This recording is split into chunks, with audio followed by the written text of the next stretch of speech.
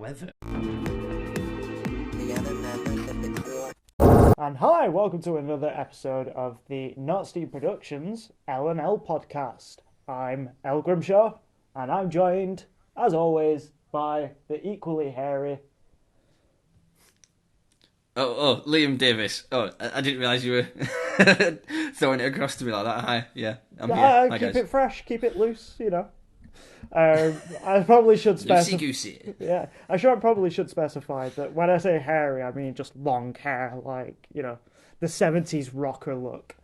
Yeah. But yeah, how are you, man? Yeah, good. I am. I've got lots of games to talk about. I've been on a bit of a spree recently since I got my Steam Deck. But yeah, I guess we'll get into that. How have you been? I've got quite a few that I want to talk about, what I've been playing. So I'll kickstart with... I've not really been watching anything other than Last of Us.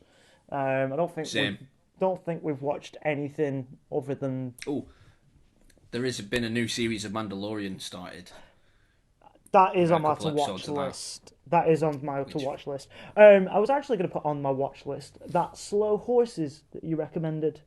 It's brilliant. I did some research into it. It does look really good. And I know what you mean about Gary Oldman looking smelly in it. Yeah. He's so good in it. So nothing really to discuss in terms of TV, but in terms of video games. Go for it. So, under my sister's recommendation, I got Far Cry 6. Because it was relatively cheap, and I thought, well, I haven't really got any classic shooter games on my PS5 at the moment, so it was dirt cheap compared to what it should have been. It should have been like 100 quid, and it was down to like 30 quid for like the deluxe edition. So I was like, it's a no-brainer. I might as well get that one. And what I've played of it, obviously it does have a bit of a rinse and repeat. It feels like Far Cry 3 Yeah. again. Yeah. But they So it have looks- changed it up a little bit. There's aspects to it that are a bit different now. So in Far Cry 5, you had these people that can come and assist you. This one, you only have one, and they're all animals. So there's like a chicken that's like a heavy. It's a fighting chicken. That's I've seen him. just rampant to go and just wants to murder everyone. There's a disabled dachshund that... Oh yeah, he's got wheels. He's adorable. I kind of love him. But Yeah. there's an alligator called Wan or something. He's great. He just like runs up to them and like snaps at their feet, and they're usually distracted by the fact that there's an alligator running towards them, so they kind of leave you alone. That's pretty cool. Yeah. But it does feel a bit more like they've gone back to their roots with it being set in like a tropical sort of island. Yeah. It's got what's his face in from Breaking Bad, Gustav. Oh, Giancarlo Esposito. It's got him in. He plays the sort of big bad in this one. In this one, he's a tyrannical leader who's basically overthrown the previous government and is ruling these tropical islands like a maniac. Yeah. I'm enjoying it. I do like some of the old Far Cry games. The only one that I weren't so keen on was Far Cry 4. That's the weakest one I've played so far. This one's fun. It's got the same feel to it, so it is kind of enjoyable. And it does feel nice on PS5 with the adaptive triggers. That feels really nice when, you know, certain guns, you pull the trigger and like nothing will happen straight away and it loads up and then it gets easier to pull and it's like, oh, that feels good. It feels like I'm actually shooting a motherfucker. Yeah. So yeah, That's I good. would recommend that. And another one that I've been playing, which if you haven't played it, I would recommend you play it, is Darkest Dungeon. Oh yeah, I've played it. I Yeah, really of course I like have. it. It's a roguelite. Turn-based roguelite. I've got a turn-based. The first game I'm talking about is a turn-based roguelite. Of course, of course. Yeah, I I really like like Darkest it. Dungeon. Yeah. Yeah, with like the sort of like horror aspect to it, with how your players can like go insane and get depressed and all this different stuff that plays into it. like when it it really lives up to its name of Darkest Dungeon. It's really dark. But yeah, what did you think of it? I love it. I think it's great. I think that it's probably like in terms of like a sort of what's it called? Turn-based roguelike. I think it works really well, and I like the element of like your characters. They can go insane. They can develop paranoia. They can develop sort of like other ailments throughout it, and Yeah, like in between quests, you can basically choose whether or not they can rest up or whether or not to just throw them back into the battlefield. I really, really like the art style. It reminds me of Mike Mignola, who did the Hellboy series. oh But yeah, definitely feel some of his influence in terms of the artwork and stuff. Um, and then finally, one last other game I've played, Scarlet Nexus, which we've discussed off air. I already know that you probably will never play it. yeah, I will not play. I actually downloaded it because it was free on Game Pass. I'm not sure if it still is. Um, yeah, I'd already downloaded it, and then I watched some gameplay online, and yeah, it's far too anime for me. But the combat does look cool. Like it lets you sort of use telekinesis and hit people with objects, which that's always a plus for me. So never say never. I might play it with a podcast on in the background and just skip all the cutscenes. I must admit Can you that is skip the cutscenes? yeah. Oh, For the good. most part, you can skip most cutscenes unless it's like a really important one. Then you Right. can't. But like most of them, you can. That's how I've been playing it because, in all honesty, nobody ain't got time for that. Yeah.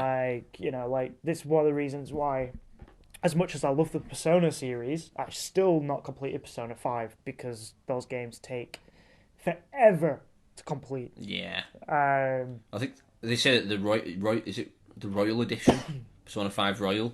That's 100 hours. They say that's like a with minimum like as the added. well.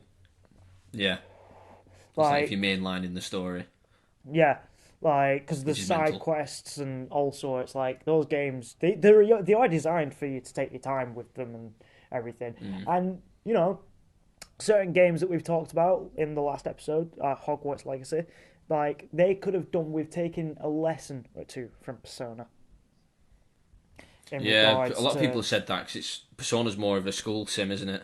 yeah. Well, it's Like 50% half school of it. sim, fifty Yeah, percent dungeon crawler.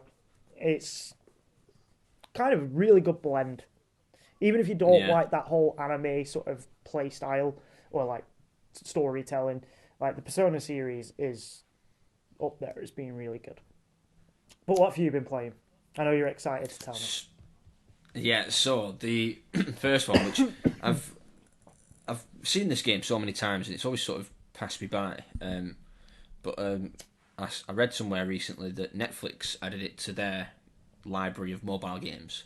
So if you've got a Netflix account, go onto the app on your phone, and there's a game section. There's a bunch of games. I think I might have spoken about one or two of them before, but this one it's not one made by them. It's Into the Breach, um, which is it's turn based, sort of grid based, um, roguelite, where you control three mechs and you're going up against basically big like kaiju like insects, and you're protecting like city blocks and Oh, okay. like factories and stuff like that. Um, and it's just I think the most Moorish game I've played all year, or maybe for the last 2 years. I don't know. Like it's so good. It gets so intricate. Like because you start off with a pretty basic squad. You've got like a big mech that can walk up to things and punch them, and it's not necessarily about doing damage.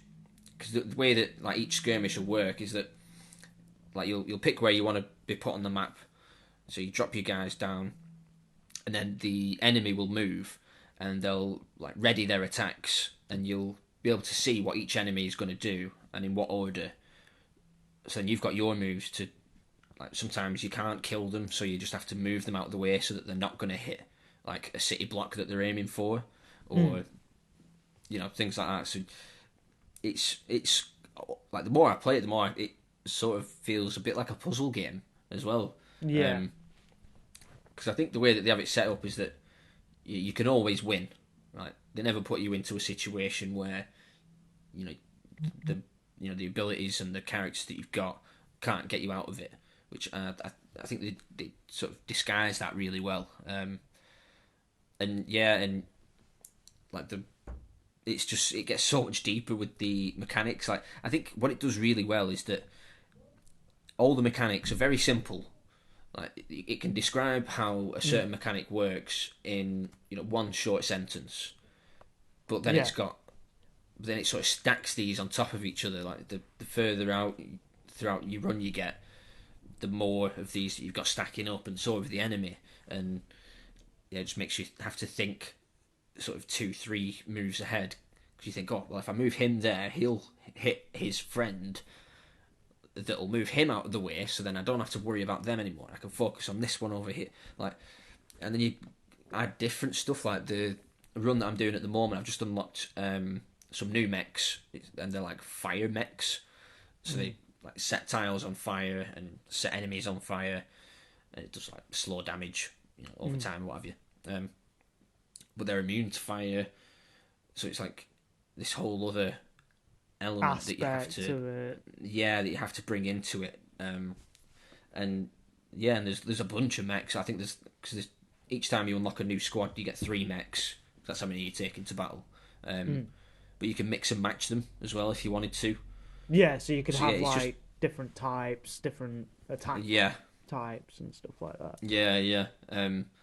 And yeah, I think it's set up so well because it's like procedural that it knows where to put the enemy so that it looks like you're in trouble. But if you really think about it, you can, either move them out the way or what have you. There's always a sort of way out. There's always a solution. Yeah. Yeah. And when you find it, it's really satisfying. And it's quite punishing, which I think it should be for a good roguelite. And like the way that you can slowly upgrade your mechs along the way as well is really cool. Like you unlock, I think they call them power cores, and you can apply it to each different mech. And like say if you've got an attack that's like say it's an artillery thing, so it can shoot over buildings, what have you. It'll only do say 1 damage, but then if you put one of these cores into it, it'll put it up so it does 2 damage. And little things like that, or it'll give it extra range, or things like that, and just like incrementally building this badass squad of mechs. There's like loads of nice little touches as well. Like say if you kill an enemy near a building, like there'll be a little speech bubble pops up at the building, like they killed that bug, or something like that. Like just little things like that really really make it. So yeah, that's brilliant. I'd recommend that to anyone because, like I say, if you've got Netflix, you can get that for free on your phone. And what's it called? Into the Breach? Into the Breach, yeah. And there's like a time travel aspect to it as well, like that sort of explains why it's a roguelite. You basically go into loads of different realities, different timelines each run. Okay. But yeah, I'd recommend it to anyone. Give it a try.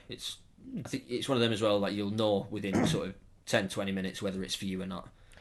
I will admit, I don't think there's a good kaiju game, like one that I was thinking that when I'm playing it, because you could easily look at it and think, oh, they're just tiny little figures, or what have you. But if you think, oh, they're actually, and when they say if they do hit a building, it'll say how many casualties there are. So it'll be like, 113 casualties, and you're like, oh shit, and that's actually part of your score. It's how many civilians you save throughout your run.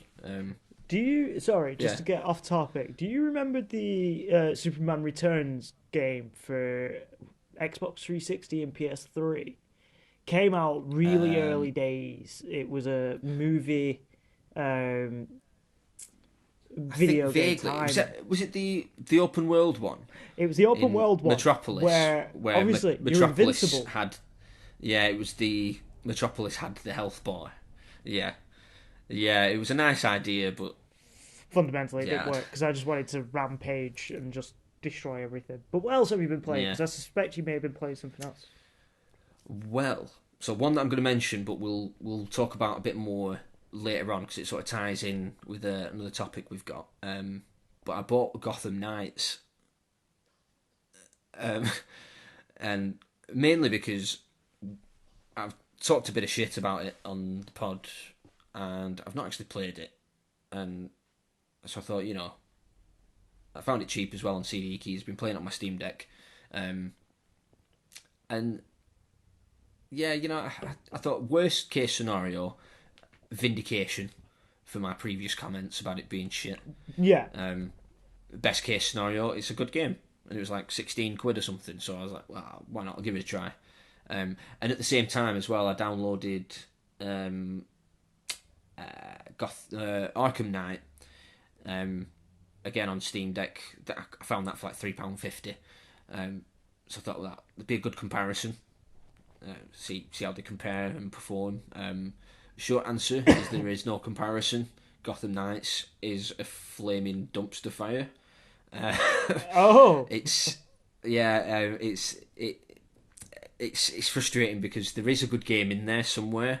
Like the combat is actually pretty fun, and the characterization like between the four different heroes that you play as, that's really good.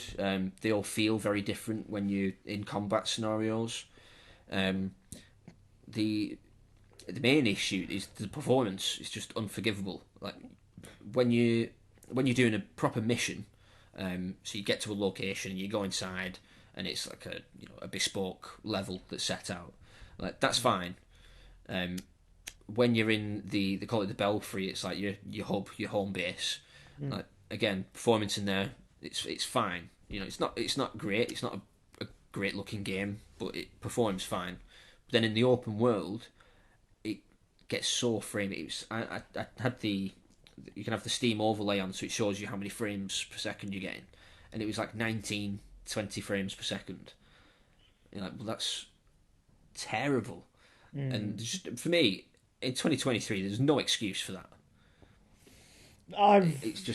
It's terrible. And then to add to it, the traversal around Gotham, which by the way doesn't feel like Gotham at all, doesn't look like Gotham.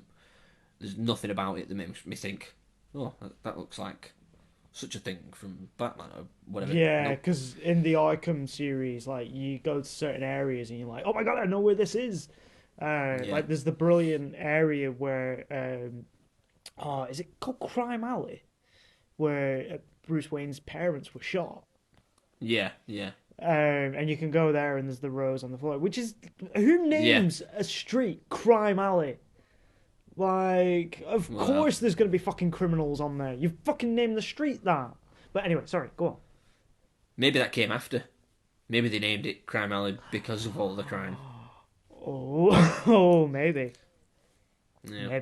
Maybe that was the thing. But yeah, so one major issue, which this is a design choice. This isn't like a failing of performance or anything.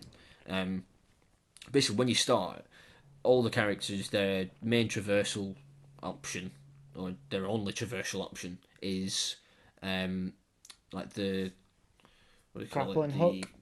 The grapnel thing that like from the Arkham games, but it's not as smooth. It's not as doesn't feel as nice. The animations aren't as snappy, and it just seemed like a bit of a cop out. And then with each character, you have to do like a bunch of little tasks. That took me probably an hour and a half with each character to then unlock what they call the knighthood abilities, which is like another section on the skill tree. Well, yeah, you get another section on the skill tree, and you get like a traversal ability.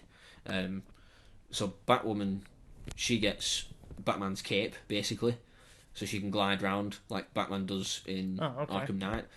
But I'm like, well, she's already got a cape, and surely she's already been gliding round. She's Batwoman. So Batman I thought that was not a bit using it? Well, no, because Batman's dead. Oh right. Oh well. And that's not spoiler alert. That's in all the marketing. Oh, fair dues. That's the whole idea. Batman's dead. It's these four taking over. Oh, yes. I remember the trailer Yeah. now. Yeah. Yeah, I didn't spoil it. No, I did. Yeah, To be fair, Batman's always dead. Yeah, and the way that they do that as well is so dumb. Like they'll like once you've done the little tasks you need to do, you go back to the home base, and there's like a little Batman memorial, and it'll go to like a little cutscene, and they'll be walking past it in like their civilian clothes, and they'll be working on something on an iPad, and they'll glance up at it, and they'll have like a eureka moment, and think, oh yeah, I can use Batman's tech and use it for myself. And they don't actually say it, but they all have like the same like glancing look, and you basically watch the same cutscene 4 times with 4 different ones, and you're like, this is so dumb. Wow. And the other traversal ones are so dumb as well. Like, so Nightwing, he basically gets a Fortnite glider. What? Like a black Fortnite glider that's it's like powered, so he basically flies. So you just hold R2, this glider comes out of nowhere, and then you just fly around. So it's like, well, okay, that's a bit weird. The gliding from Batwoman isn't as good as Arkham Knight. It just doesn't feel anywhere near as good or as quick or anything. Who developed it? Was it Rocksteady? No. You know, I don't even know. I should know. I think it was just Warner Brothers. No, Warner Brothers publish. I don't know if they've got a direct studio. They might do, actually. I don't know, but I don't know. Yeah, maybe I'll search that later. I don't know. But yeah, all in all, 4 out of 10. Really? Wow. At most, yeah. The performance just is inexcusable. So I was talking to somebody that actually was telling me that it's a pretty decent game, and was like, "Oh yeah, it's pretty good." Well, they did say they did point out a few things that you pointed out, but they were kind of like, "Oh yeah, you can just get past that." But they said that Red Hood is quite fun to play as. He is. Like, he's good to fight with. Like, I really like his fighting abilities. But his traversal option is like the one that you unlock later on is the dumbest of them all, because he's been resurrected in the Lazarus pit, right? So he walks past Batman's memorial. Wait, let me just finish this, right? Because this is ridiculous. He looks at Batman's helmet and it glows with like a little bit of green, and he has his eureka moment, and then it says, like, when you've unlocked it, it's like, right, when you're traversing round, when you're in the air, you hold R2, and he basically creates a magical platform that he bounces off, and you keep hold of R2 and he'll just bound through the air on these magical platforms that come out of nowhere. Who the fuck is he, Mario? Exactly, it's so ridiculous. And I'm like, what the hell is this? Oh, and there is the Bat Cycle as well. There's the bike, which is just probably the worst thing ever. Because if you go in fast on it, like at all, like if you hit max speed, you will be going too fast for the game to render. Yeah, and you will get stuck in midair. It'll stick for like 10-15 seconds, and then it'll like catch back up, and it's, oh man, it was like playing a PS3 game at times. Oh, it's because it's PS5. Am I right in saying it's a PS5, like, not exclusive, but like it was a PS5 launch? Next gen. Yeah. I don't know, actually. I'm not sure if it is on PS4.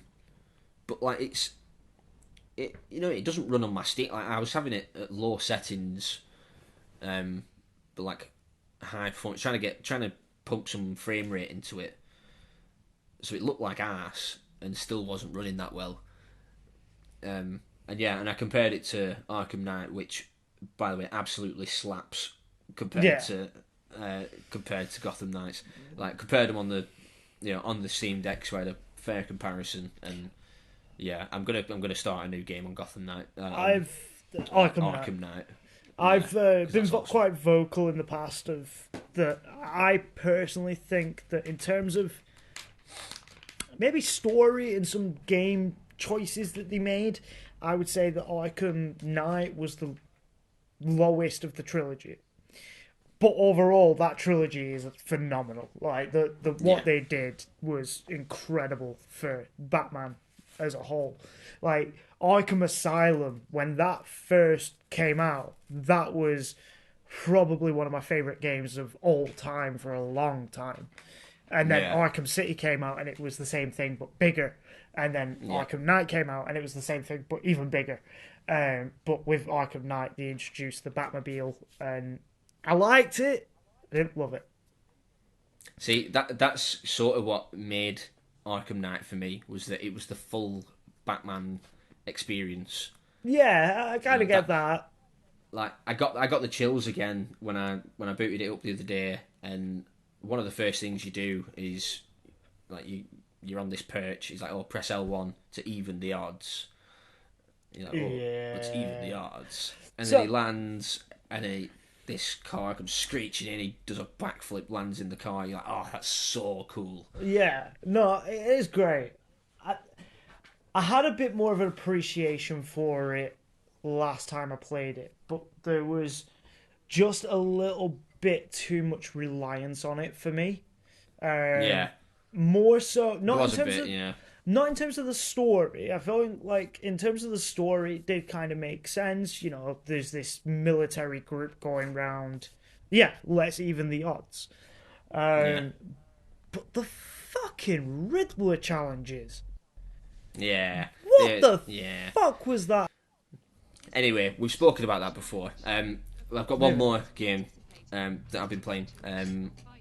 I've like I said, been on a bit of a spree. I could talk about 4 or 5 other games, but I'm just going to limit to one. Knights of the Old Republic 2. Ooh, the remake. Got that on my... no. I don't think there is a remake. It's an old game. Oh, yeah, is there not a reboot coming out soon? Oh, yeah, the remaking the first one. Oh, the first one. Right. So you're playing the original. I'm playing the original second one. I'm with you. Because I've got because they did a mobile version of the first one not so long ago. Well, a few years ago now, and I've played that probably last year. And that's great. Am I right in saying it's made by BioWare? Yes. Oh, so I get confused because I think BioWare did one, and then another company did the other. I think BioWare did the first one. Obsidian. Is it Obsidian did one, and BioWare did the other? Maybe. Something like that. Yeah. But yeah, I'm a few hours in, and yeah, I'm going full evil. I've just been killing people that don't even need killing. Like there was this one guy, I needed his key card for something, and he was like, "Oh, I don't want to give it to you." I said, "Well, I could just kill you and take it off your corpse." He's like, "Okay, here, have it." I was like, "Thank you." "I'm going to kill you anyway." And this guy's like, "No, please don't." He's like, "Here's some money." I'm like, "Okay, I'll take your money." He's like, "Will you leave me alone now?" I'm like, "No." And then you just proceed to kill him. And yet you judge me for my murders I did on Talos. Well, yeah. But I'm being a Sith. You were just being a crazy person stuck on a space station with aliens that could have taken over everybody. I don't know who's safe and who's not. So only option is kill everyone, and then you're the only survivor. Yeah. It's the Grimshaw. If you kill everyone, don't you get the bad ending? Yeah, technically, I've never actually completed the game, and it pisses me off to this day. Because it just reverts you back to an old save, and it's so fucking annoying. So yeah, no. That can suck a dick. Yeah. But Knights of the Old Republic 2. Yeah. Go back to a classic. I need one more piece of lightsaber before I can make my own lightsaber. So that'd be cool. Been in a bit of a Star Wars bubble recently. Like when Mandalorian came back on, I've watched episode 1 and 2 as well this week. I'm gonna watch them all in chronological order because Yeah. I'm a sick individual. I also downloaded, which I haven't played yet, but I'm looking forward to. Jedi Academy. It's amazing. I used to love that game. Fucking love that game, man. I can't wait. On the original so Xbox as well. Like, I had it on GameCube and original Xbox. I think we had it on GameCube. Yeah. It was so much fun. Yeah. I was telling Jay. £1.29 it was. Oh, I was telling Jay about it because I was like, because when obviously we've been playing Hogwarts Legacy recently, I was like, oh, there's a really sick like Star Wars equivalent of this game called Star Wars Jedi Academy. Where you're basically a student of Skywalker. I don't know if you can call it an equivalent of Hogwarts Legacy. It's kind of like in the sense that you go to the Jedi Academy in Hogwarts Legacy. You go to Hogwarts. Like, I'm not saying it's that... a bit of a stretch. Look, I'm all about the stretching. But yeah, no, it was great. I absolutely loved it because that allowed you as well to choose whether you went light side or dark side, and had a great morality system. Yeah. And you could dismember people. Yeah, which they're bringing back in Jedi Survivor. Was it not in the first one? No, there was no dismemberments in the first one. No. Which people complained about, so they brought it back in. Did you not? There was dismemberments of like aliens and stuff like that. Yeah, but not of people. But they're bringing that back. Yeah, there was like arms and legs flying in some new gameplay I saw the other day. Do you know what would be really cool? You know how the other day we were talking about Metal Gear, the hack and slash one, Metal Gear Revengeance. Oh. Revengeance. Like, what if you could do that, but with a lightsaber? Yeah. Shish kebab someone. Well, that's how it should be. It's a lightsaber, isn't it? It's fucking sick. I can't wait for the new Star Wars game. Yeah. I'm definitely going to be playing that because I really liked what they did with the first one, and we've been talking about all these for quite a while. We should move on to our first topic of the day, which is Liam. And this applies to me as well, so I don't know why I'm phrasing it this way. Oh, another thing that I've started playing, because you lent it to me.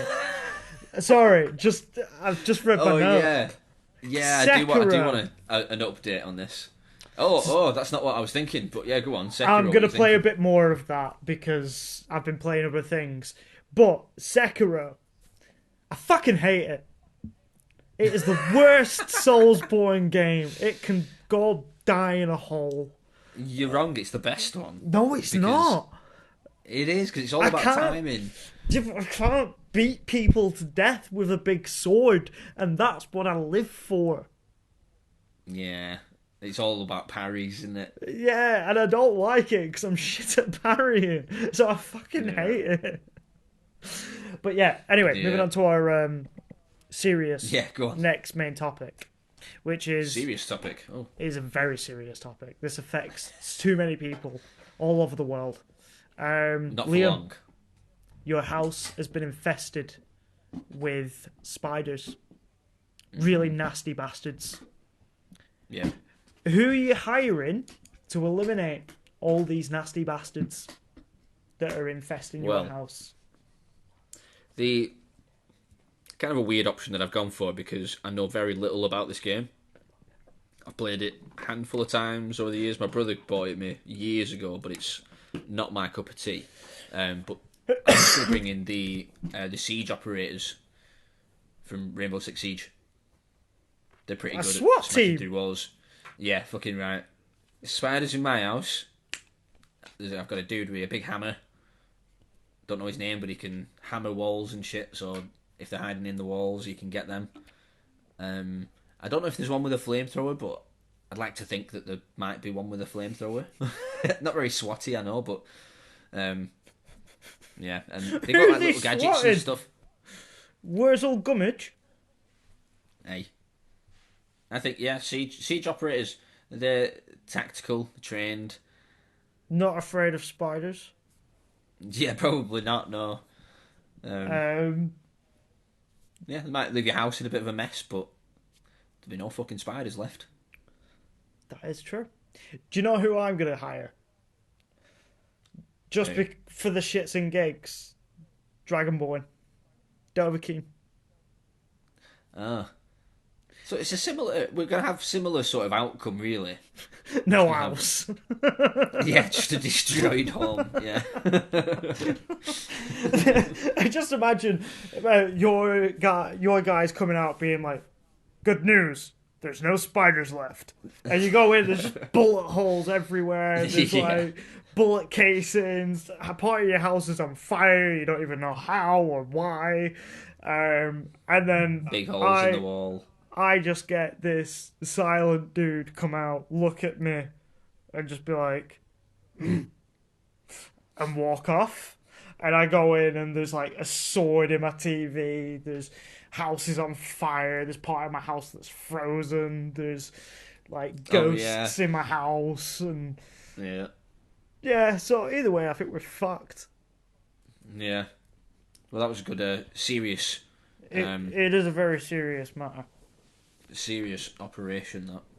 That. So I brought in some serious dudes and some serious ladies. There's some serious ladies in that. Don't discriminate. I don't. In fact, I think there might be some that don't identify. There might be some like non-binary. So yeah, they're included as well. I don't think. Well, yeah, I suppose your Skyrim character could be non-binary if you wanted them to be. They're silent. They have no opinion on the matter. They're a silent protagonist. Yeah, I don't know. Do you pick gender at the beginning? Oh, I think you do. Yeah, you you can pick gender and race. Yeah. But I always pick humans. Oh dear. Apart from occasionally, I'll be a Khajiit. Yeah. Might play Skyrim again. To be fair, we played it recently a little bit on PS5, but it wasn't. It's just Skyrim. It's a classic, but it's just Skyrim. Anyway, moving on. Next topic. Top 5 people we'd like to invite in on the pod. Now, just to specify, they can be real, they can be dead, they can be personal. So people in our lives that we'd like to just invite in on the pod. Or fantasy. Cool. Well, just to let you know, you might think my list's a bit boring because mine are all real people. But it's like, say if I could wave a wand and they'd be on the pod with us next week. Like, I'd like to speak to these people. I don't know any of them personally. Either. None of them are dead. So yeah. Kind of vanilla my list, maybe. 2 of mine are dead. Okay. One of them's undead. Okay then. How are we working this then? Are we going to go like? Because I've sort of put it in a top 5. Yeah. Okay, so I'll hit it off with only because he's recently released a new album after retiring in 2020. He's released an album every year since, so great retirement. So he's not retired then, has he? But Logic, the rapper. Like, Is he a gamer? Oh, he's a huge gamer. He's a massive anime fan. He references Cowboy Bebop quite a lot in his music. Right. He's got a song called Super Mario World. He's got like a skit in his album that's Rick and Morty. Right. Like, it's basically Rick and Morty talking about Logic album. Yeah. The guy's great, and I've seen him like be interviewed in other shows. Like he did Hot Ones on YouTube. The chicken wing one. He did that, and he just comes across as quite humble and just happy to meet people. He's meant to be one of those people that is quite approachable. Like if you see him out in the street, although he has rapped about how like he does hate it, but he'll do it because, without his fans, he wouldn't be where he is. And he is a massive gamer. And he can also solve a Rubik's Cube in less than a minute. Oh, cool. Maybe we can get him to do it on the pod. Yeah. He could maybe... Earn your money. He could... Wait, are we paying him? Well, I don't know. He should be paying us. Maybe that'd be part of the skit.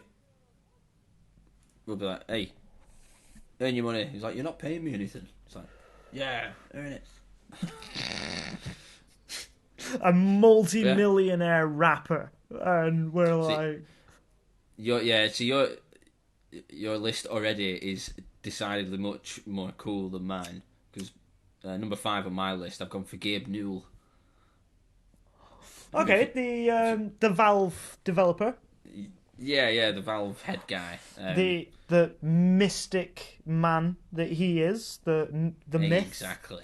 Yeah, doesn't do very many interviews and stuff. He was a meme at one point. Oh yeah, you think he probably still is. Although he looks a lot scarier now, like he's got a big beard and long hair. But yeah, obviously he was one of the main dudes behind things like Portal, and Half-Life, and I just think it'd be really interesting Valve. to. Yeah, absolutely. It'd be interesting to sort of find out what it was like going from, making these huge, critically acclaimed games, kind of revolutionary as well for the time, Half-Life in its storytelling and mechanics. Portal for its mechanics and. Yeah. So Half-Life as well for its mechanics. Well, yeah. Some of the mechanics in that game are fucking spot on for the time. The gravity gun was so fun. The lighting, which I will argue they did steal part of that technology from Silent Hill. Well, it's not really stealing, is it? It's not stealing, but they made it better. It's incorporating, new tech. But I'd want to find out because they don't really do games anymore. They're more in the software and the hardware side of things. Hardware and distribution. Yeah. So yeah, it'd be interesting to see sort of why they made that jump across. I guess it's maybe money. I guess it's probably easy to make money from running an online store at the biggest online video game store.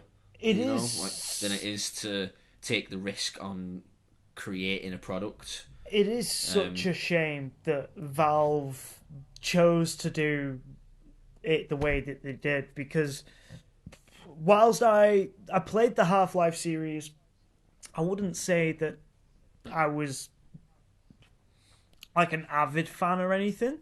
I appreciate them, and for the time they were great. I've never really been much more of a fan than that. But Portal and Left 4 Dead, my God, both of them in both series, Portal 1 and 2, I absolutely loved the shit out of those games. I've got them for my Switch at the moment. I've recommended them to Jay.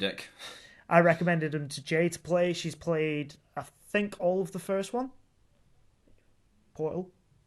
Yeah, she's completed the first one. She hasn't played the second one yet, but that one's even, I would say even better than the first one, because it's got more characters and it's got more, you've got Wheatley, played by Stephen Merchant, and GLaDOS and Cave Johnson, played by J.K. Simmons.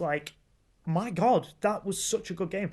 And I've seen, concept for Portal 3 that introduced a third Portal type. Oh, it was like a fan-made thing, yeah. Yeah, but, of it being, a time, one of them being a time portal, which I thought, moving it forward could have actually worked really well.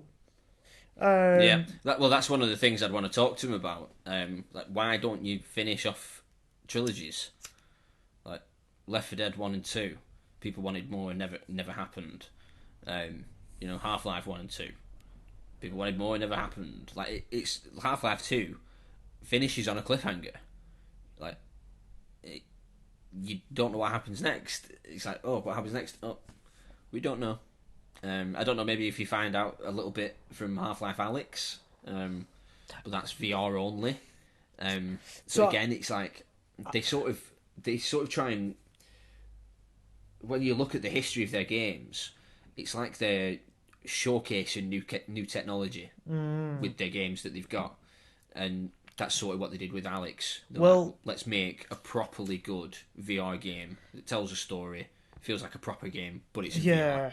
So when they first started off, one of the things that they had going for them that was unique to them as a studio was they had their own physics engine, which was Steam engine, something like that. It'd make sense. I'm sure it was called something like Steam engine, and it was, at the time, it was a revolutionary physics machine. Physics. What's the word? Engine. Physics engine. Right. Yeah. Sorry. Fucking ADHD moment. Physics engine. It was absolutely great, and I think you're right. I think they were more of a case of more of a company that were focused on showcasing what was possible.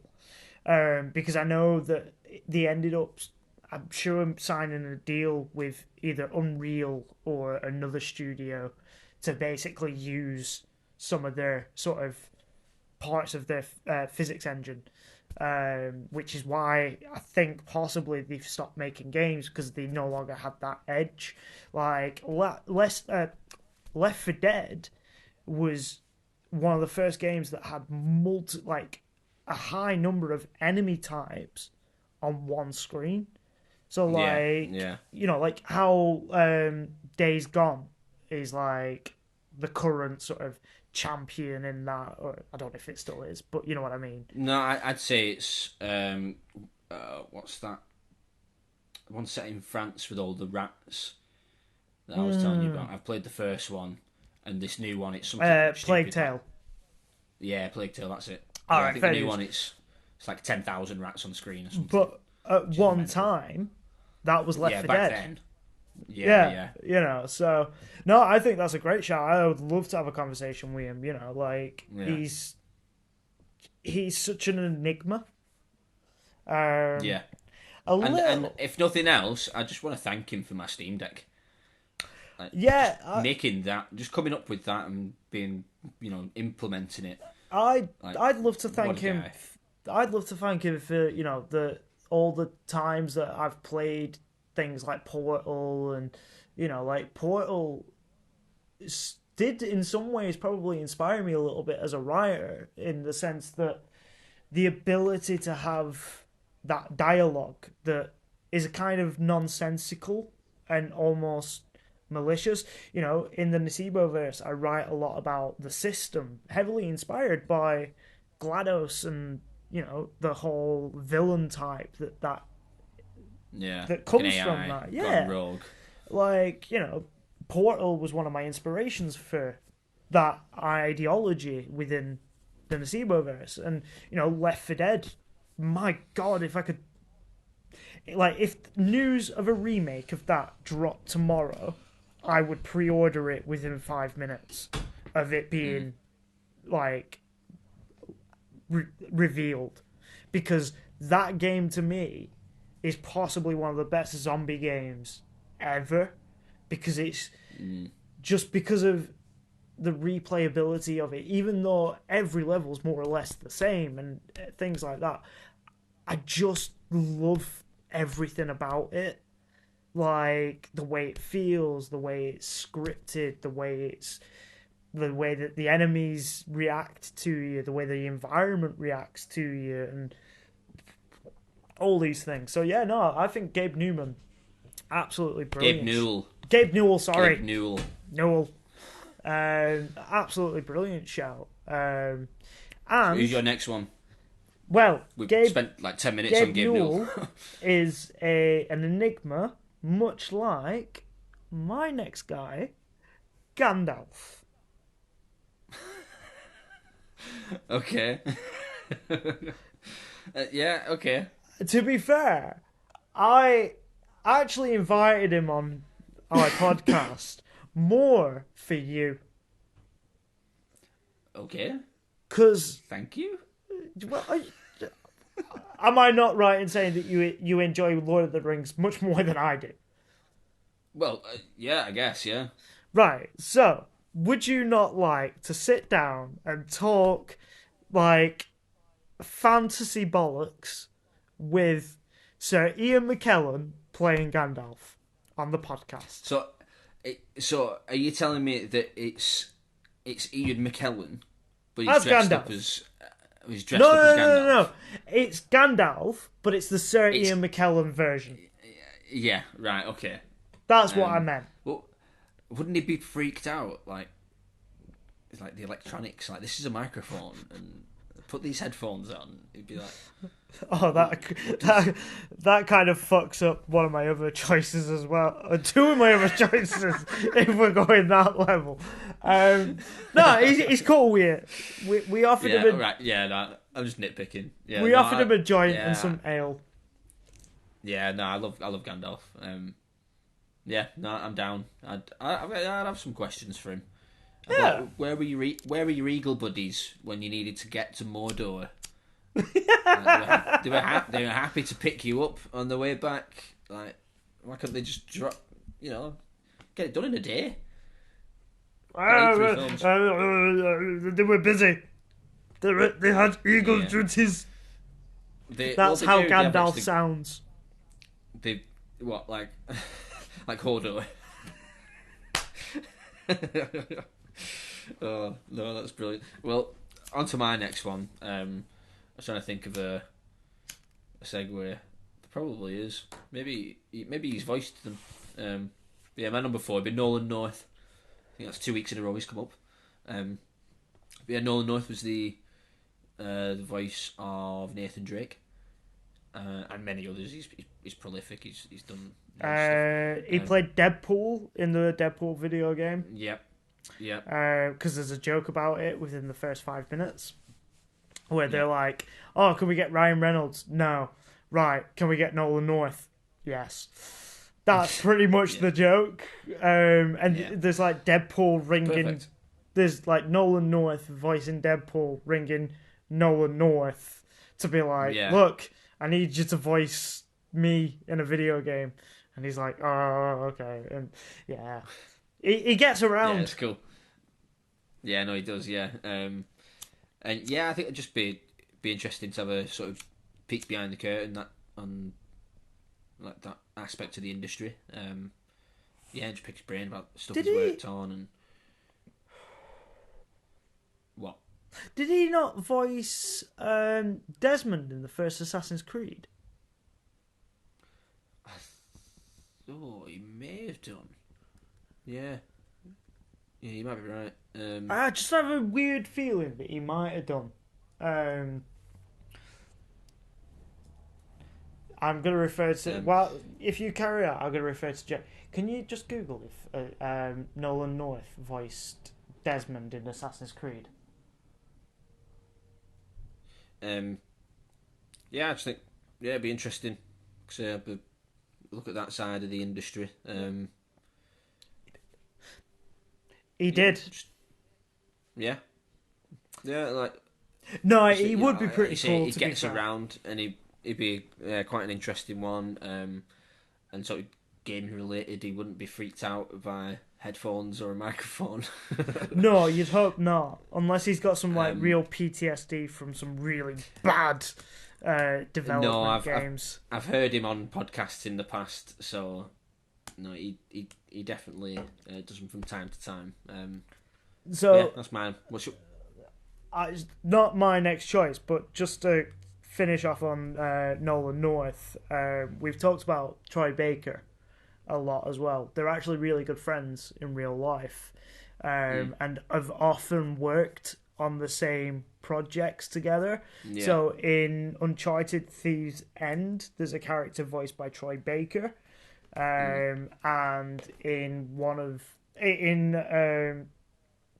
Last of Us, Troy Baker voices Joel, and I'm sure Nolan North voices David. Yeah, I was going to say, I think it's David.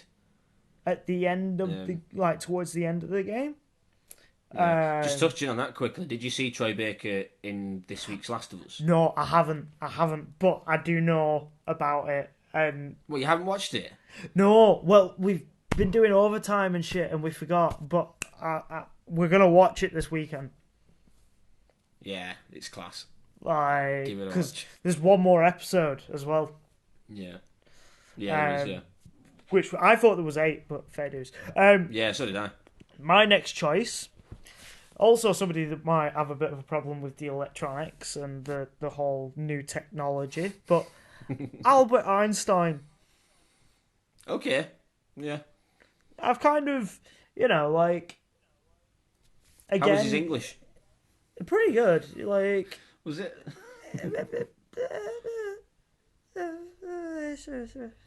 I think it I was bet it's better. better than our German.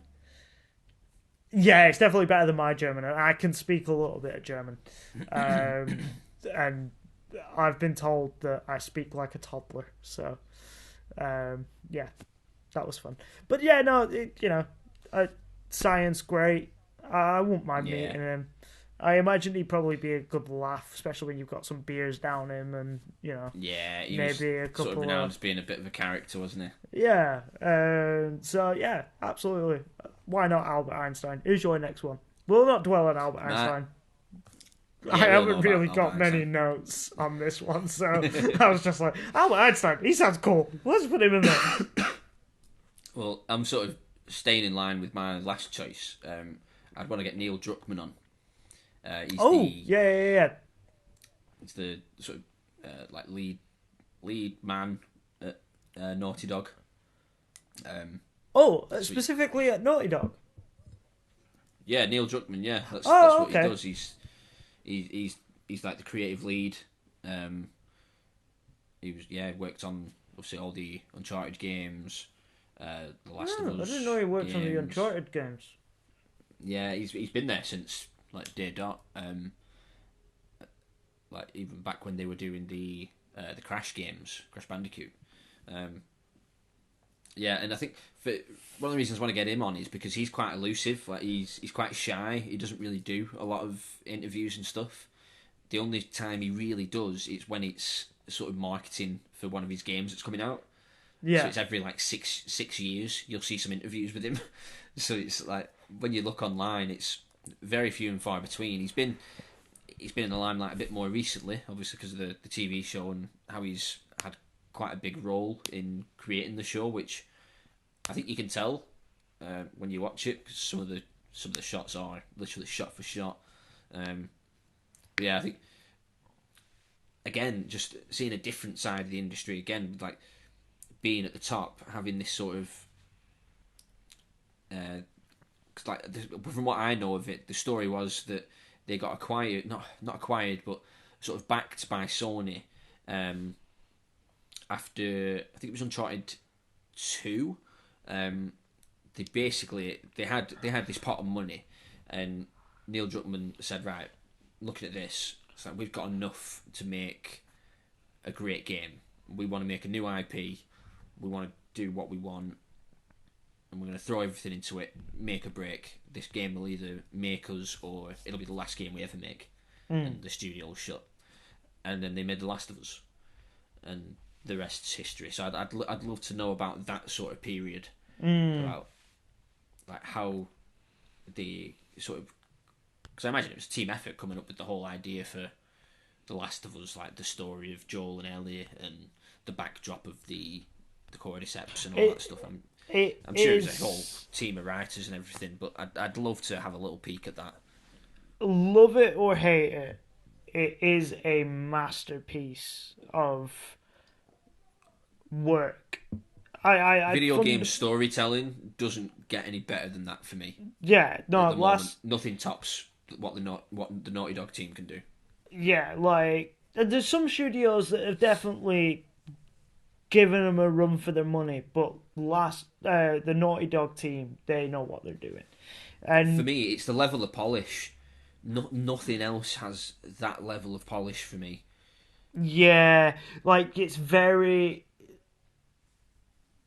Do you think, right, maybe this explains why some games are always a little bit like, say, Cyberpunk? They're developing it for different specs. They're developing it to run on a broad spectrum. Whereas Naughty Dog with Uncharted and Last of Us Yep. are developing it just for PlayStation. Yeah. Do you think that's why, when they come out, they have a much smoother release than, say, things that are made for multi-platform? I think, yeah, that probably has some effect on it if you're only having to focus on one system. Someone, yeah. I Like, imagine that's got to be a help. But that said, the between because after they did Uncharted 4, they did the what was it, Lost Legacy, where you play as Chloe, which is like a sort of a smaller version of Uncharted. It's probably like 10 hours or something. And then I think it was like another 5 years until The Last of Us Part 2 came out. So it's yeah. it's like they've still been working on The Last of Us Part 2 for like 7 years in total from when they began development. So it's still a hell of a long period of time. And it's crazy as well. There's no PS5 upgrade. Like there is an upgrade on it, but there's no sort of PS5 version of the game because it already looked that good. They were like, oh, here's a little patch so that you get 60 frames and ray tracing and stuff. So now it just looks even better now, and it runs smooth. It's just those games for me are just top tier. And I'd want to shake his hand. So, my next choice. Yeah, go on. I'm not sure. This one's come out of a left field, even for me. I've gone for Alucard, and I've written specifically from Hellsing. I don't even know what those words mean. So Alucard is an anime character in a anime called Hellsing. Basically, is he a vampire? Yeah, he's a vampire. He's basically he's Dracula's son. No, he's not Dracula's son. Oh well, in the mythos of Dracula, Alucard is Dracula's son. No, so this guy is Dracula, but he goes by another name, Alucard, because there is some lore behind it. I can't remember the exact about it, but there is lore to sort of explain why he goes by Alucard. But basically, he works for the Hellsing operation, which is basically MI5, but for ghouls and vampires and all that. It's like Men in Black. But kind of, yeah. Sci-fi. But he's like this huge badass figure. He wears this like long red trench coat, and I don't know. I just think that, and he's voiced by a voice actor that you've probably heard his voice a million times. So like technically, even if we just got that voice actor on, like I'd be satisfied because we could probably talk to him about. I can't remember his exact name, but it is somebody you will have heard of. When you hear him, you'll probably be like, "Oh shit, yeah, I recognize it." But yeah, the actual character himself is kind of great. He's kind of sassy. He's kind of weirdly sexy in a sort of way he sort of attributes himself to others. He's like, I'm better than you, and I'm like this high-born vampire, but at the same time, I'm not going to eat your face. Like, you learn to love him, and I want to get him on the pod. I don't know why. I wrote it at like 3 a.m. or something, so that's what the brain wanted fair. At that time. Yeah, I don't really have anything to add to that. I don't know. Never heard of him. It's worth watching. The reason I know about like the name and everything was I think it's Castlevania, Dracula's Yeah, son. Castlevania. He's called It's Alucard, isn't it? Yeah. Yeah, yeah, Okay. Yeah. Anyway, so my next one, real person, again. Um, he's a video game journalist, Joe Screbbles. yeah. Oh, okay. So the reason I chose this guy is he was on IGN for years. He's recently moved on. I think he's editor in chief at official Xbox, like online or something now. But yeah, the reason I chose him is because he was sort of one of the main journalists that I followed for recommendations and stuff. Because we had like very similar taste in games. Like he loves his sort of turn-based, like XCOM style stuff, like I do, and just like weird little curios that have like maybe one sort of specific mechanic, and it just sort of plays on that throughout the whole game, like more like little indie games, I guess. Yeah, I had loads of recommendations from him over the years, just from reviews and podcasts and stuff. And it just seems like a laugh as well. Yeah. So I think, yeah, it'd be good to have him on. He does lots of podcasts. He's actually got his own podcast, which isn't gaming related, called Regular Features, and that's quite funny. Just him and his mates, and they all write a feature each week, and it's always something just ridiculous and yeah, quite fun. So yeah, another boring one for me, I'm afraid. Well, my last one is Daniel Sloss, Scottish comedian. Yeah. I don't know if he's much of a video gamer. He looks like a gamer. He's pale. But he's also Scottish, so. But yeah, the guy's amazing. He's so funny. Like we went to see him, like live in Manchester last year, and he was actually brilliant. You know, like it was such a good night.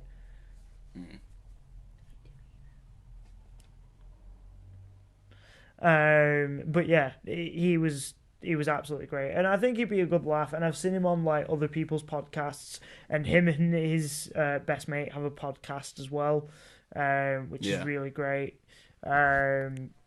So yeah, like that's my fifth choice.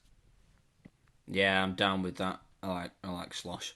Yeah, my last one, just because he's kind of my favourite human, Elon Musk. And he must be a gamer because he had The Witcher 3 made compatible for the iPads in his Tesla cars, which I love. I love the idea of that, like pull up at a charging station, like let's go hunt some wyverns.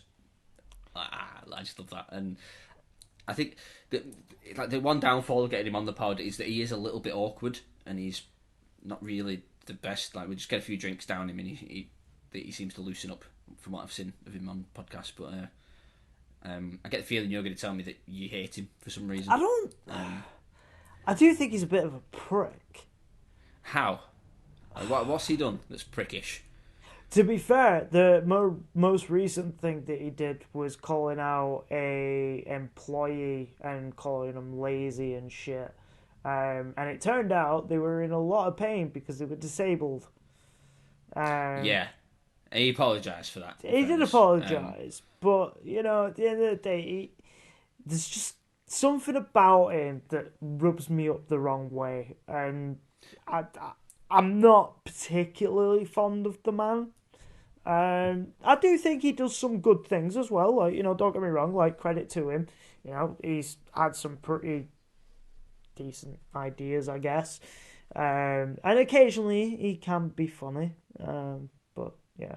Yeah, it's like, I'm not really bothered about getting him on for his wit. You know, that's not what I'm interested in. It's the fact that he's like, he's the closest thing that we have to a real life Tony Stark. Like he looks at the world through a different lens than everyone else. he functions higher than we do. He will look at a problem and not just come up with the solution, but get it implemented. Like the great one, when people ask him about flying cars, he's like, oh, like everyone's visions of the future, like flying cars and stuff. He's like yeah, it's not going to work though, because to lift a 2-ton car, you need to create 2 tons of downforce, and that's going to be very loud and disruptive to whatever's underneath it. He's like, what you need to do is dig tunnels, and that's what he does. He's got a company called the Boring Company, and they're doing it. I think it's in LA and maybe Vegas as well. And they're drilling tunnels because he said you can drill tunnels like 100 levels deep if you want to, and just have those as roads, and that way you're easing all the congestion. And that's a problem that he's solving there. He's the only one driving us off Earth and getting us to another planet. If it wasn't for him, there'd be no talk of us going to Mars.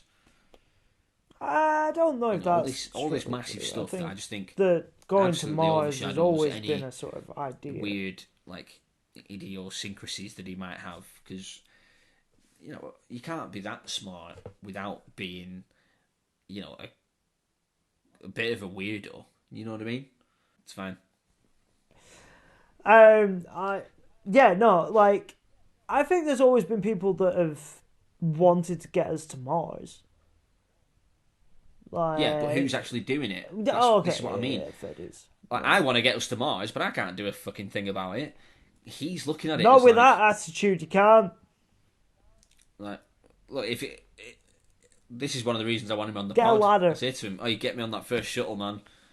I'll go to Mars. What's that? One-way trip? I don't care. Being one of the first people on another planet. Fucking right. Yeah, that would be fucking sick. But it would also, I would have to double check some things. Be like, definitely not gonna just go there to die, right? Like, it's not like one of those situations. Oh, no, the idea is to set up a colony.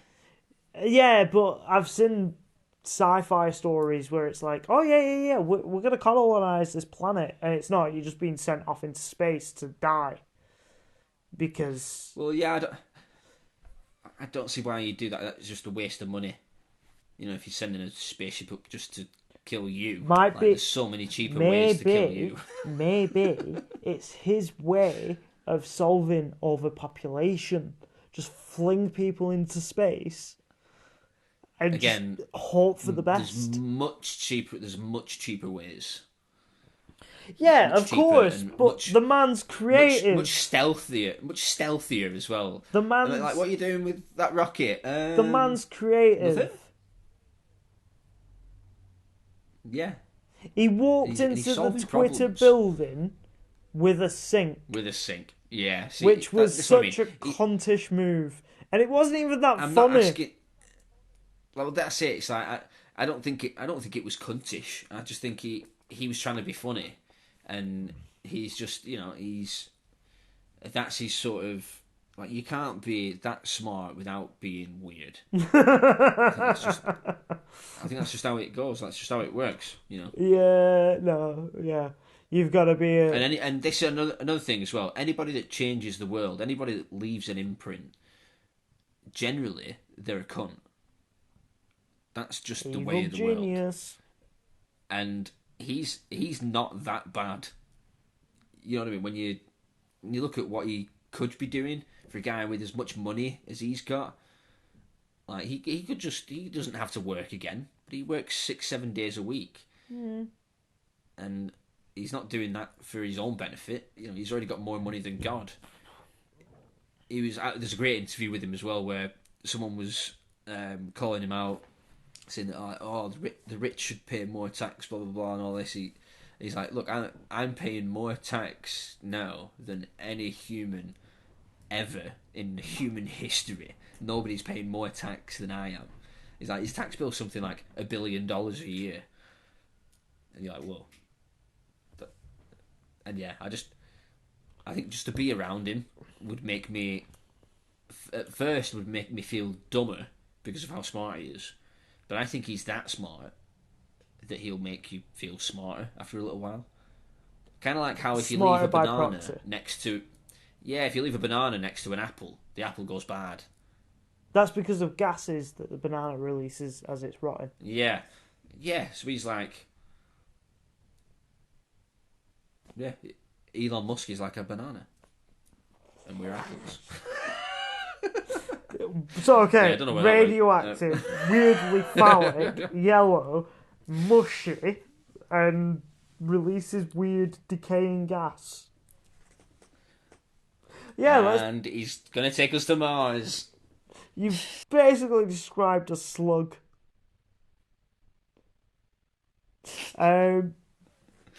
He's probably not going to be listening.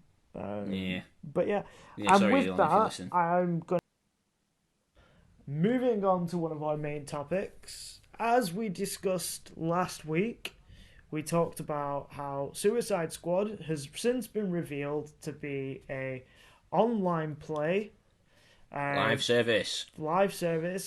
grind fest.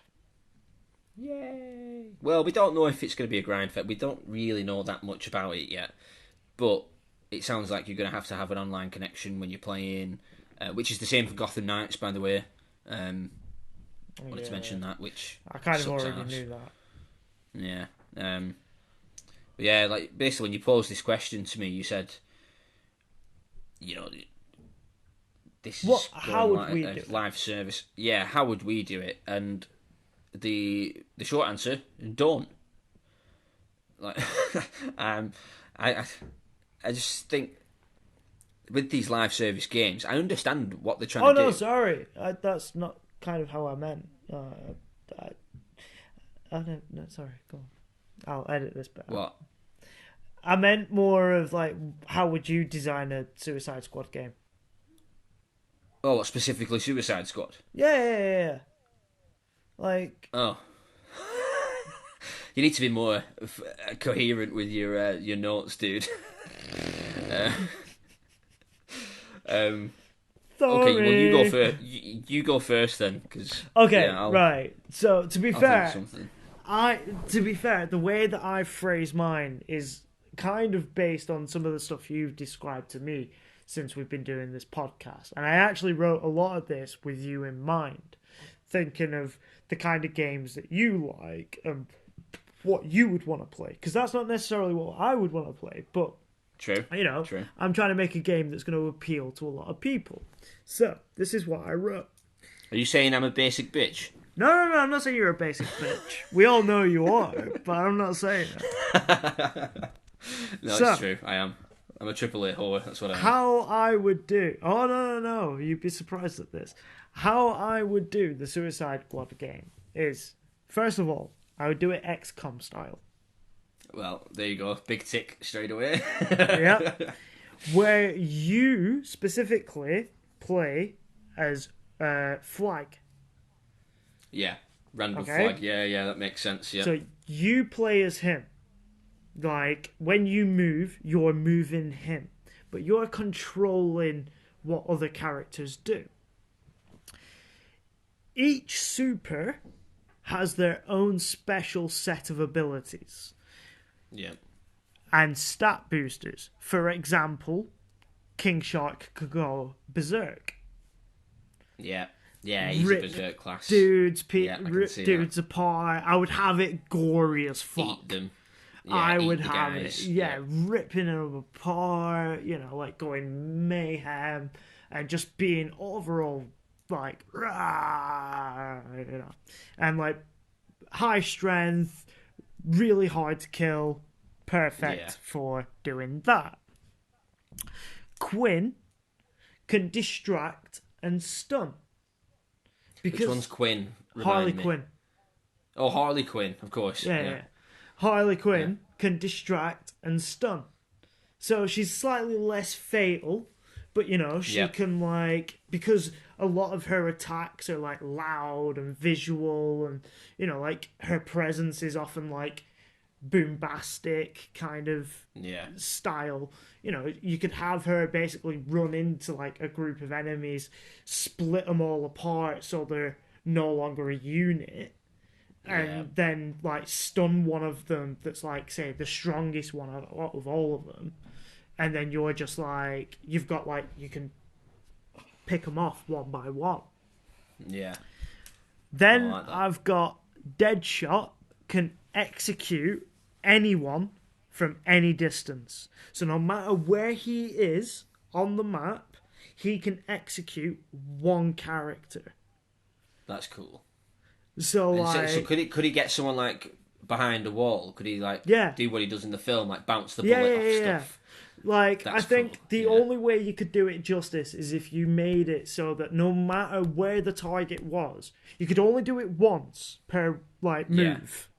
Yeah, per But turn, you yeah. could, or you could choose it to like line, like say if there's like three dudes stood in Yeah, like, I was just about to ask that. Yeah, yeah. like you could have it where another shot like lines up perfectly with three different enemies and you shoot them all and you kill them. Yeah. Deadshot's carrot like basis can be, you can move him anywhere you want, or like move like he's better like from a distance, but Yeah, like yeah.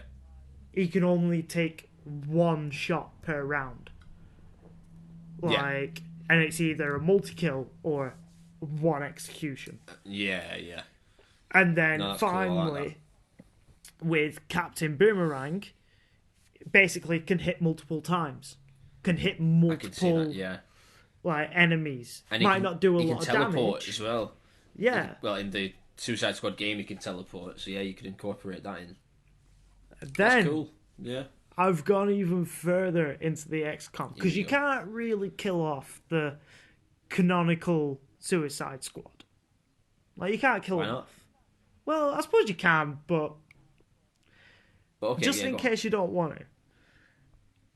Grunts and lesser known supers can permadeath, but the iconic supers merely get knocked out and sent to the infirmary for a cooldown period. And that cooldown period might be like 4 real-time hours. Right. So you yeah, can't use that character for 4 hours. Yeah. So you can go about some nefarious business without worrying about, say, Superman, because you beat him an hour ago or whatever. Yeah.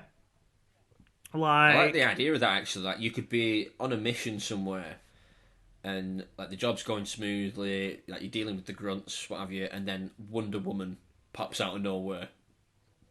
And she's like, hey, stop what you're doing, and then you have to fight Wonder Woman as like part of the thing. That's pretty cool.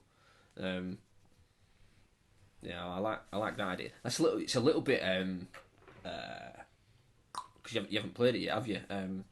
The 2K one, the Marvel one, what's it called? Oh, I can't Midnight remember what it's called. Suns. Yeah, Midnight Suns. I did play a little bit of it, actually. I downloaded the did you? trial. Oh, right, cool. I didn't really play it enough to get a feel for it, but what I played of it felt really good. Yeah, it's one of them as well with the combat scenarios and stuff. The further on you get, they just continue to get better and better because you unlock more skills and you upgrade your skills, and the way you can combine them all and everything. That's ridiculously good, that game. I need to go back to that game actually. I'm about 30 hours in and I'm not at the end yet. Yeah. So it's quite long. But yeah, so that's how I would have done it. I would have done it XCOM style. Yeah. And I would have I would have had it so that your hub base is the prison. Yeah. And you can upgrade your characters, you can maybe change it up so you can, instead of having King Shite, you could have Killer Croc, you could have You get new criminals, I guess. Yeah, you could have like a top tier villains. criminal, and then you could have because basically the reason why I said about the lesser soups is you've obviously seen Suicide Squad, the second one, the better one by James Gunn. Is that the Suicide Squad? Yeah, it's the Suicide Squad. Well, the opening to ridiculous. that where basically everyone dies.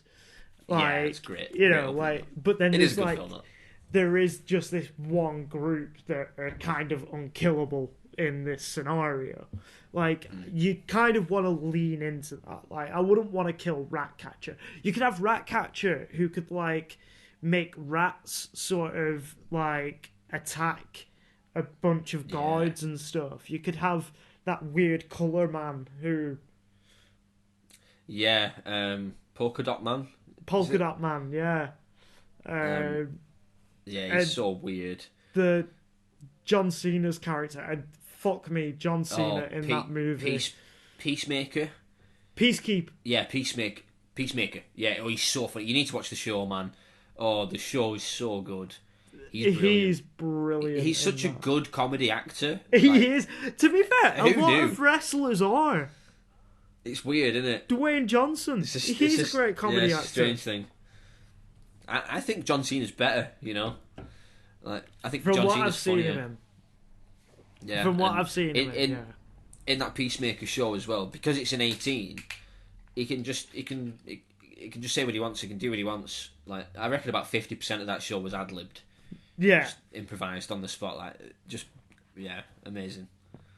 But, yeah, I think that's how I do it. I think for me, like, if I was going to do it, like, the early trailers that we had from, or all the trailers that we've had from the upcoming Suicide Squad game, that is sort of how I would want it to play.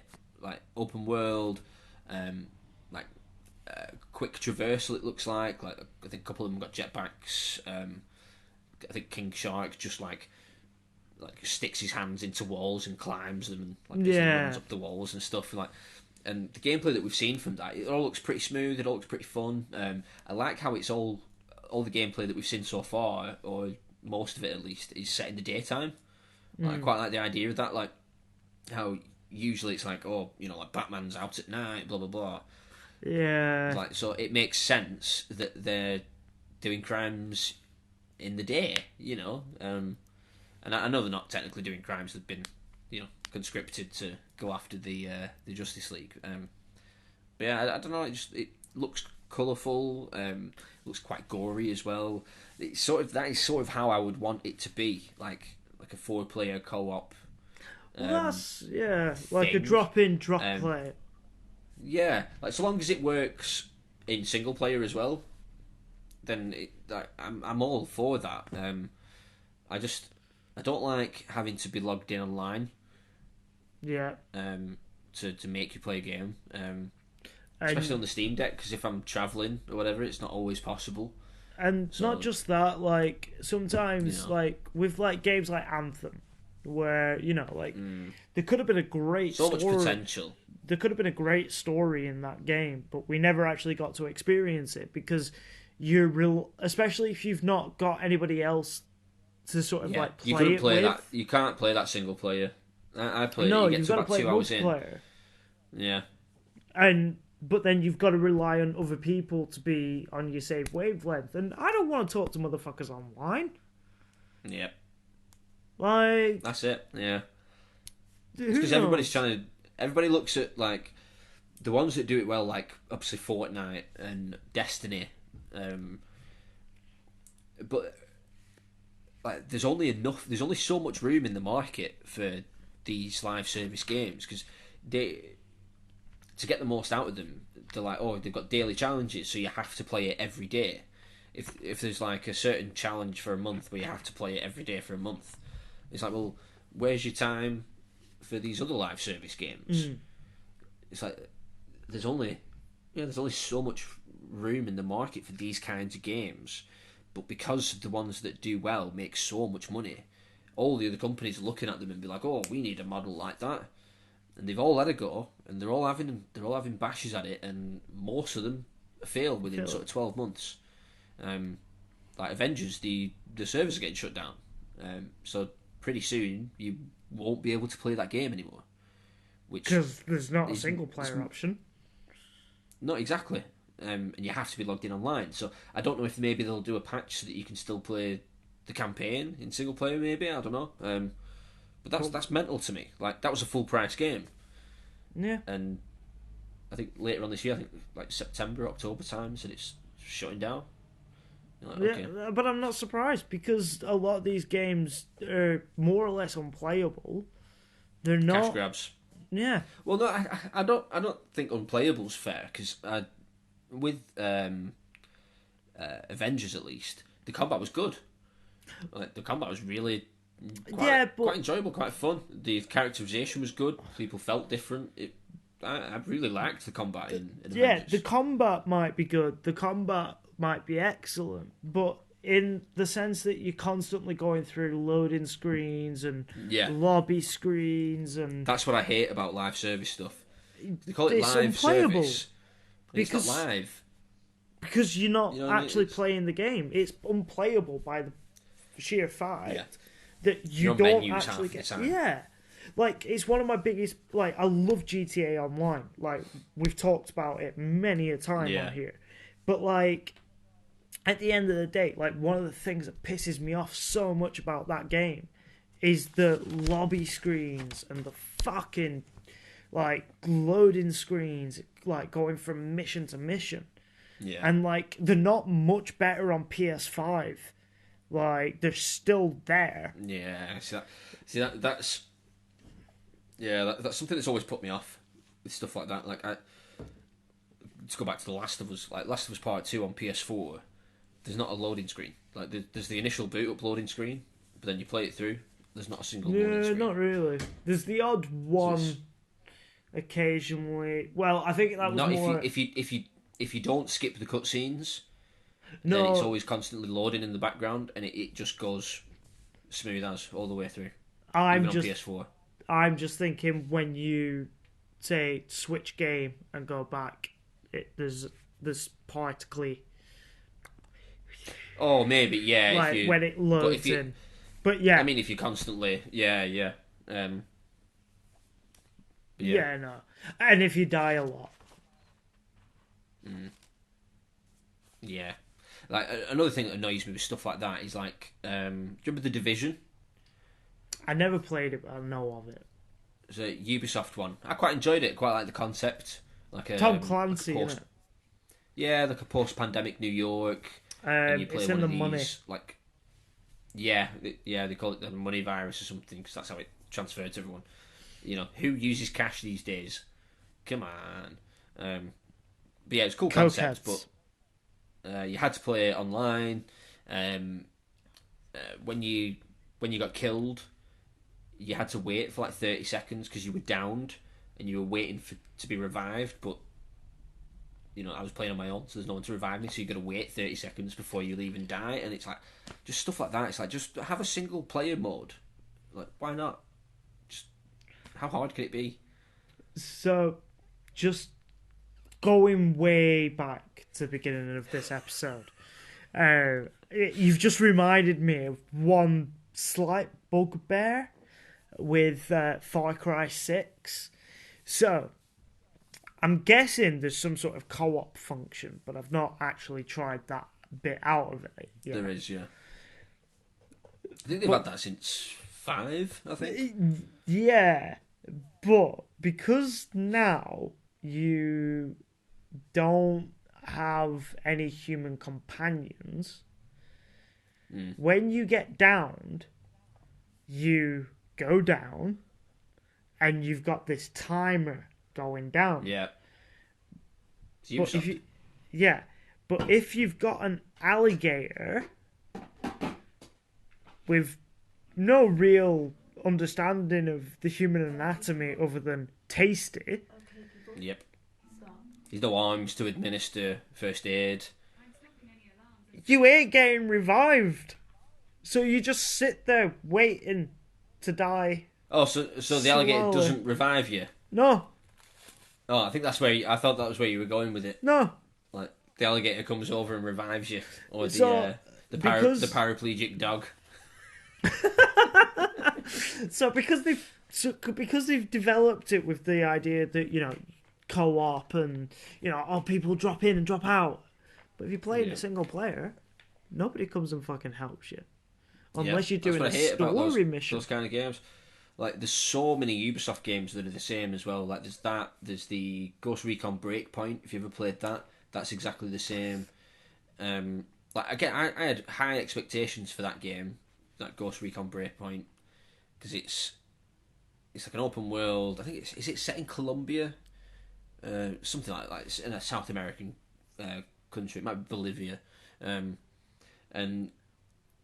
it was this whole idea of like, yeah, you're a specialist operative, blah blah blah, and it's all about like stealth and that was like drop in, drop out co-op and stuff. But yeah, exactly the same sort of thing. You go down and you have to wait 45 seconds before you die. You're like, just let me turn that bit off. When I die, I'm dead.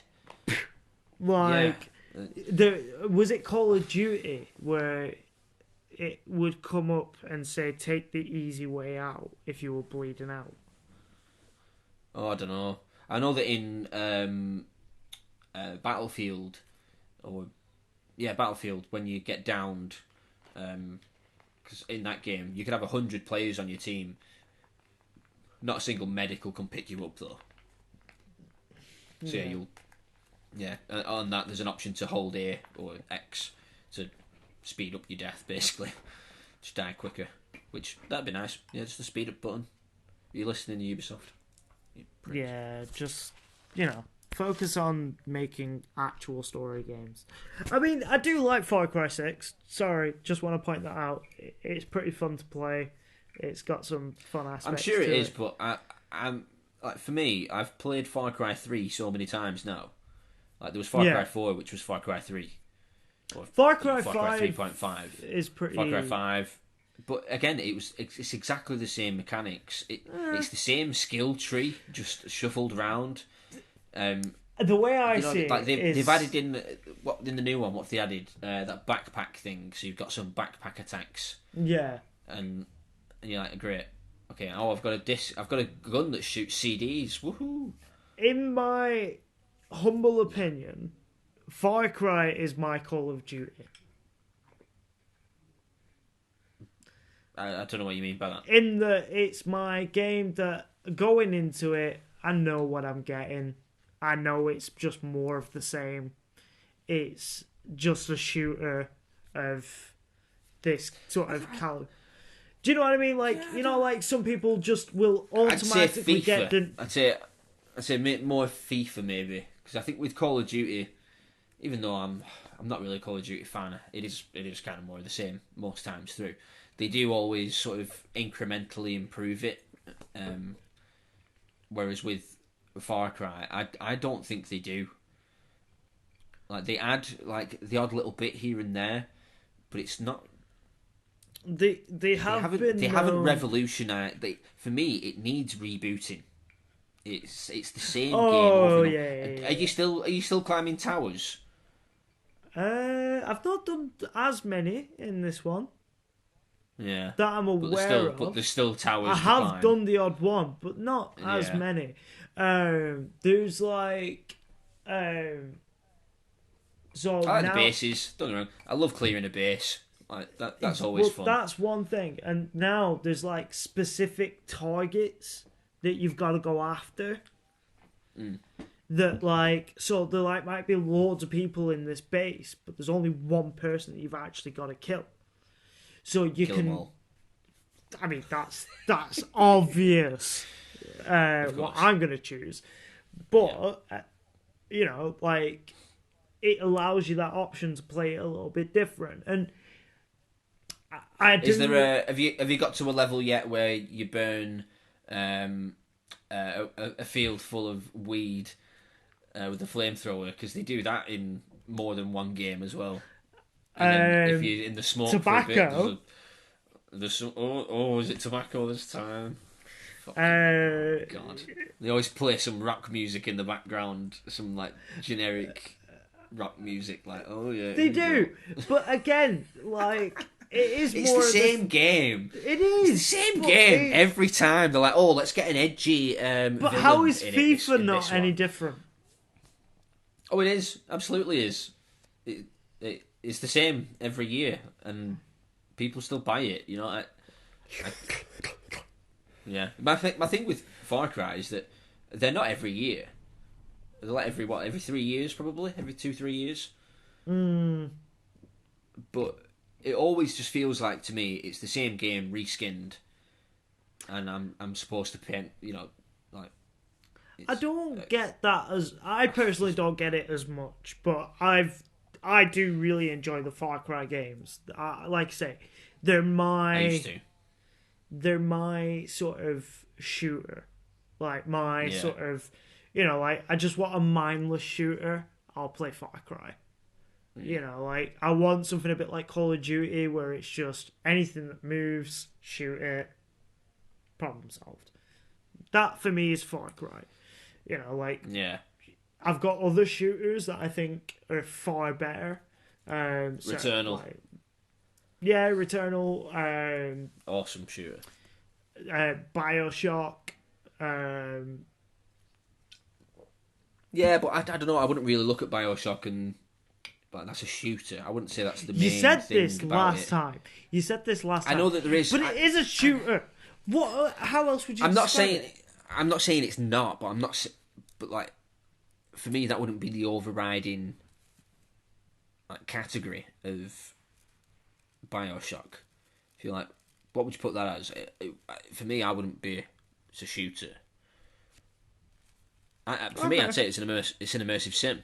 It's. All right, fair dues.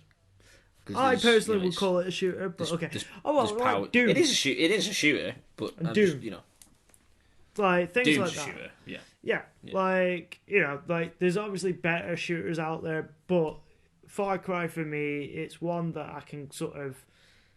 I know what I'm getting. I know it's gonna be pretty. I know it's gonna have. I'll be honest. I have looked at Far Cry 6 a few times when it's been on sale and stuff, and thought, "Oh, do I don't I?" Like, I'll probably end up getting it on my Steam Deck when it's like £5 or something. But yeah, it's just another Ubisoft thing for me, where they found a formula that worked 15 years ago and they've stuck with it. Yeah. And yeah, it's just I'm so bored of that now from Ubisoft. Like the Assassin's been a leak Creed recently. been Well, same. their new, oh yeah, exactly, yeah, their new Star Wars game, the open world Star Wars game that they're working on, is apparently the most ambitious game they've ever worked on, in quotations, and I know for a fact it's just going to be Assassin's Creed with lightsabers. But in space. Yeah, and don't get me wrong, I'm going to buy it. I'm going to buy it day one because it's Star Wars, and I fucking will. But so wait, this is Ubisoft. Yes, Ubisoft are making an open world Star Wars game, which is going to be Assassin's Creed with lightsabers. What else is it going to be? Like, you're going to be a Jedi climbing towers on fucking Tatooine. I can see it coming now. Yeah, I mean, and they've. No, like you say, they've not given any details other than it's open world, it's Ubisoft. Like Star you Wars. Say, though, the moment that drops, I'm fucking getting that shit. Absolutely. I'll be all over it. Like white on rice. I'll be all over it. Like, that's fucking amazing. Like, I do kind of want an Assassin's Creed with the Star Wars aesthetic. Like, yeah. Fucking yeah, too right. Some motherfucker comes up to me with like I just hope it doesn't. I hope the combat isn't like it is in Assassin's Creed. I hope they do something different with the combat. I don't like the latest Assassin's Creed combat system. Yeah, I mean, with the original Assassin's Creeds, so Assassin's Creed 1, Assassin's Creed 2, and 3 and stuff, with like the counter system and like hitting at the right time and stuff, I really liked that. I thought it was like, to a certain extent, there was a fluidity to it. With the more latest ones, it's gone more like Dark Souls. That's what they've looked at. It's a bad version of that for me. What I always liked about the early Assassin's Creed was the sense of immersion. How they would, and alright, yeah, it was you press one button and you counter a guy, break his arm and stab him through the face, whatever. And you're like, yeah, all I did then was press a button, and the animation's doing the rest of it. Fine, I understand that they wanted to make it a bit more challenging. Good. Yeah, exactly. It looked great. It made you feel like you're an assassin. You're a highly trained assassin. It's only right that you should be, you know, killing dudes left, right, and centre with ease. Whereas now it's like, yeah, it's like you're doing the dashes and the dodges and stuff, and it feels like he's moving too far for what he should be able to, and it just, yeah, I don't know. Yeah, I But just, I think yeah, whilst I really liked Assassin's Creed Odyssey, um, like I genuinely really enjoyed that game. I think it was more of a combination of other factors.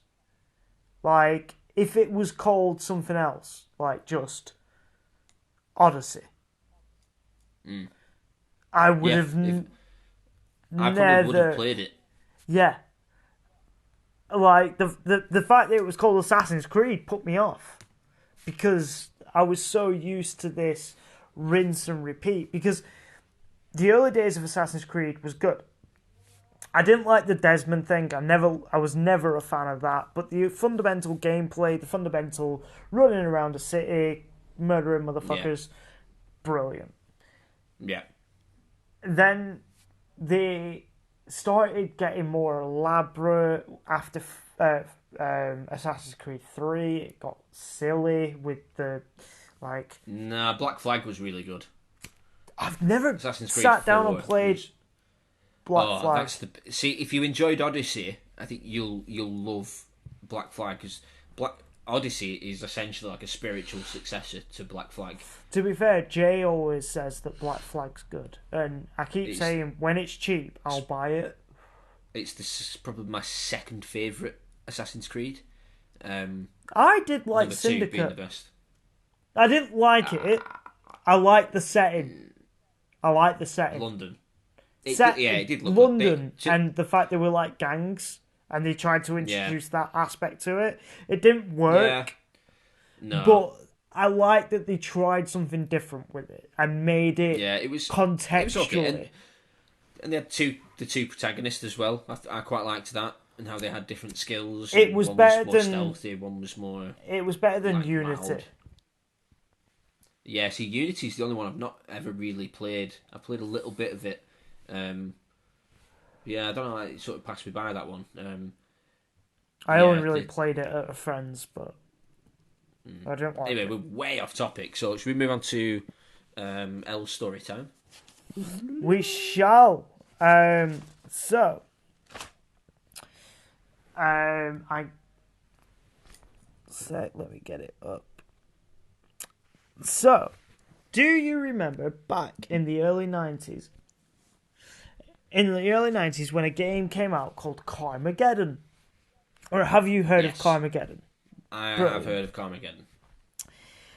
Did you know during the development of Carmageddon to get the animation perfect, they actually ran a motherfucker over Okay. repeatedly.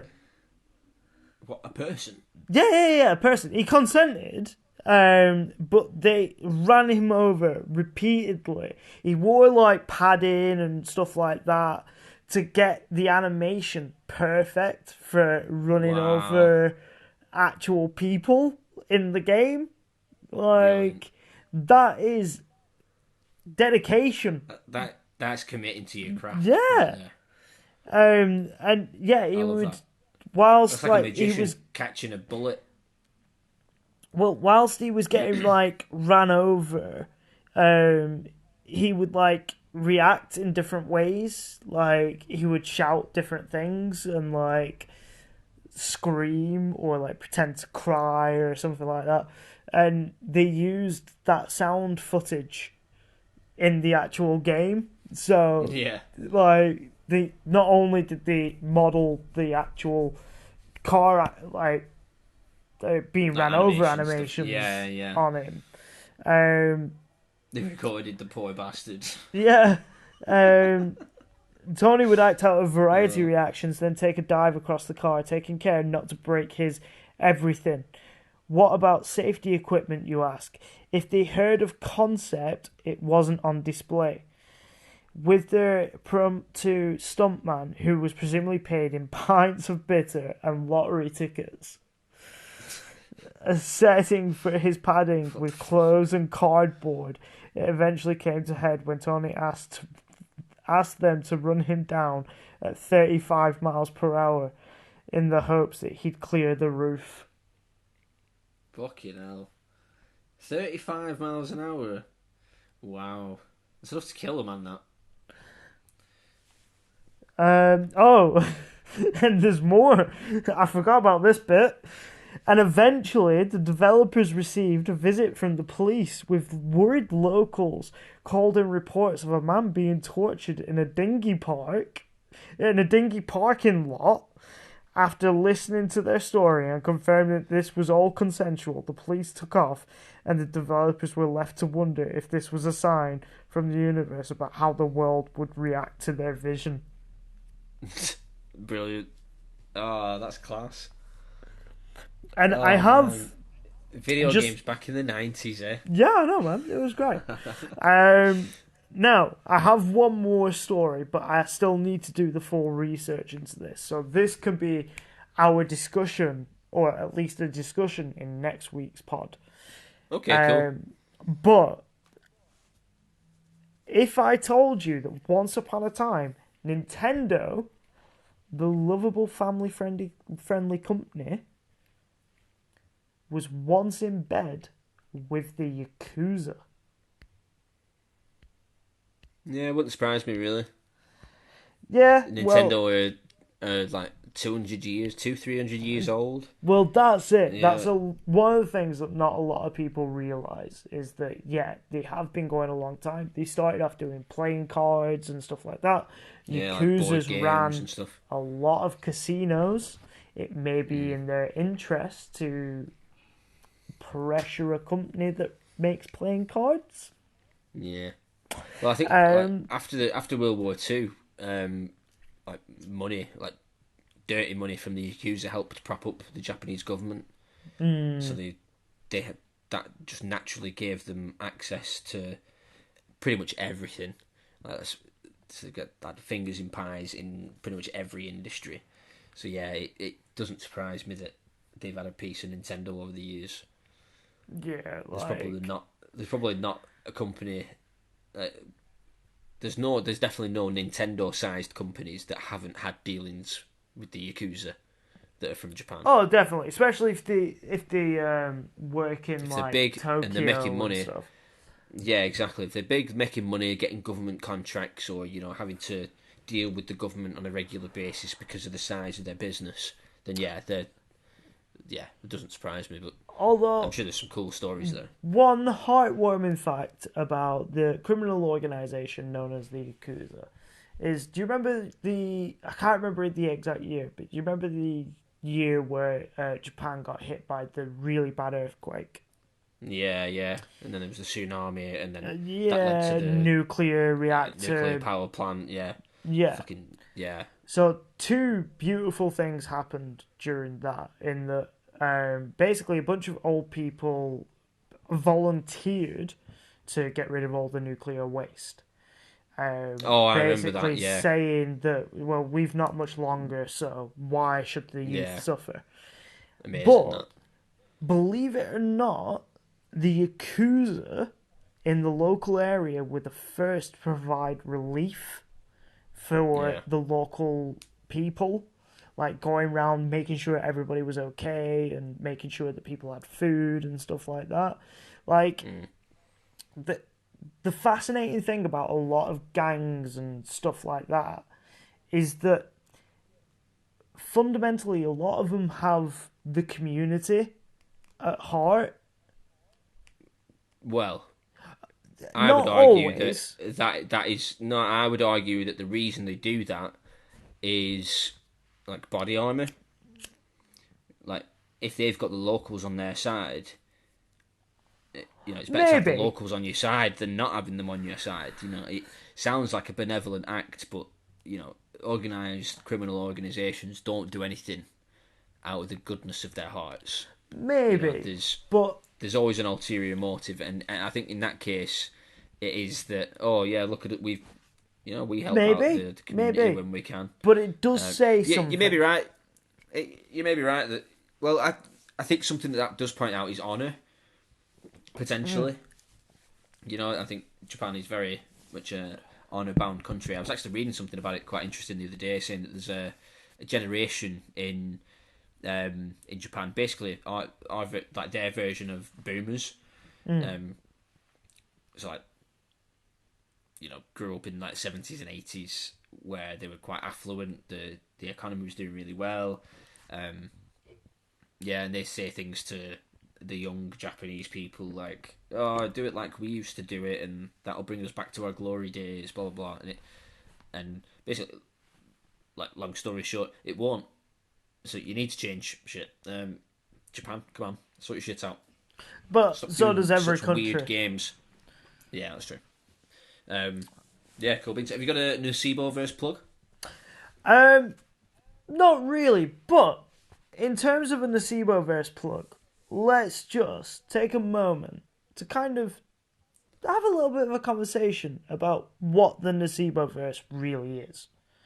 Because I Okay. often make plugs about it, and I understand it can be a bit confusing to anybody that has attempted to read any of my works because there's different characters. There's, the Demon Dog Samurai, there's Crybaby, there's Nyx and the Torino crew, and there's a lot out there. And the whole concept is of almost like a multiverse where I'm taking little stories from different realities and trying to in some way piece them all together. So do you remember I sent you one, and I think it was one of the first ones you read of my work, which was the Tales of the Midnight Diner, Yeah. which was like you described it on one of on one of the podcasts and one of my sections, and you said it was like a sort of Tarantino-esque Yeah, that's how I situation. saw it. It was like, from what I remember, there was a chap in a diner late at night. He'd been having an argument with the missus, and that was sort of gone into detail about it could quite easily be like a voiceover, which, to be fair, Tarantino doesn't really do, but it could easily be a voiceover in that sort of Tarantino style of dialogue, where it's sort of sort of not realistic, but not Unrealistic. fantasy. Yeah, Yeah, do you know what I mean? Like, yeah, sort of because like a in between, like almost like movie speak, but yeah, that to sounds fancy. Do you know what I mean? to kind of spoil it a little bit. So basically, this guy comes and sits at his table. This guy's basically just he's gone to like a late night diner. He's there at like 3 o'clock in the morning, and he's ordered himself some pancakes. And the pancakes come to the table, and as they come to the table, some guy comes and sits at his table. And I've said table far too many times in the last Table. table. Um, but basically, whilst this other guy's there, he's like accusing him of all this stuff, and it starts getting a little bit malicious. It starts getting a little bit intense, and the poor guy that's just there trying to eat pancakes is kind of sounding off on how he feels and what's going on in the situation, and he's like, I'm just here to eat pancakes. Like I don't know what's going on here, and it's like little moments like that that my Nocebo-verse fundamentally is all about. Like these little moments of where interesting stuff's happening within multiverses and stuff. And a lot of my earlier stuff focuses on that. At the moment, I've been doing a lot more sort of guided pieces, so like the Nyx stuff and the Torino crew stuff. But fundamentally, the whole idea is this multiverse where everything is connected, but everything has its own end result. Yeah. Cool. So, yeah. That's the NOCEBOVERSE. In case you were ever listening and going, what the fuck is the NOCEBOVERSE? It's that.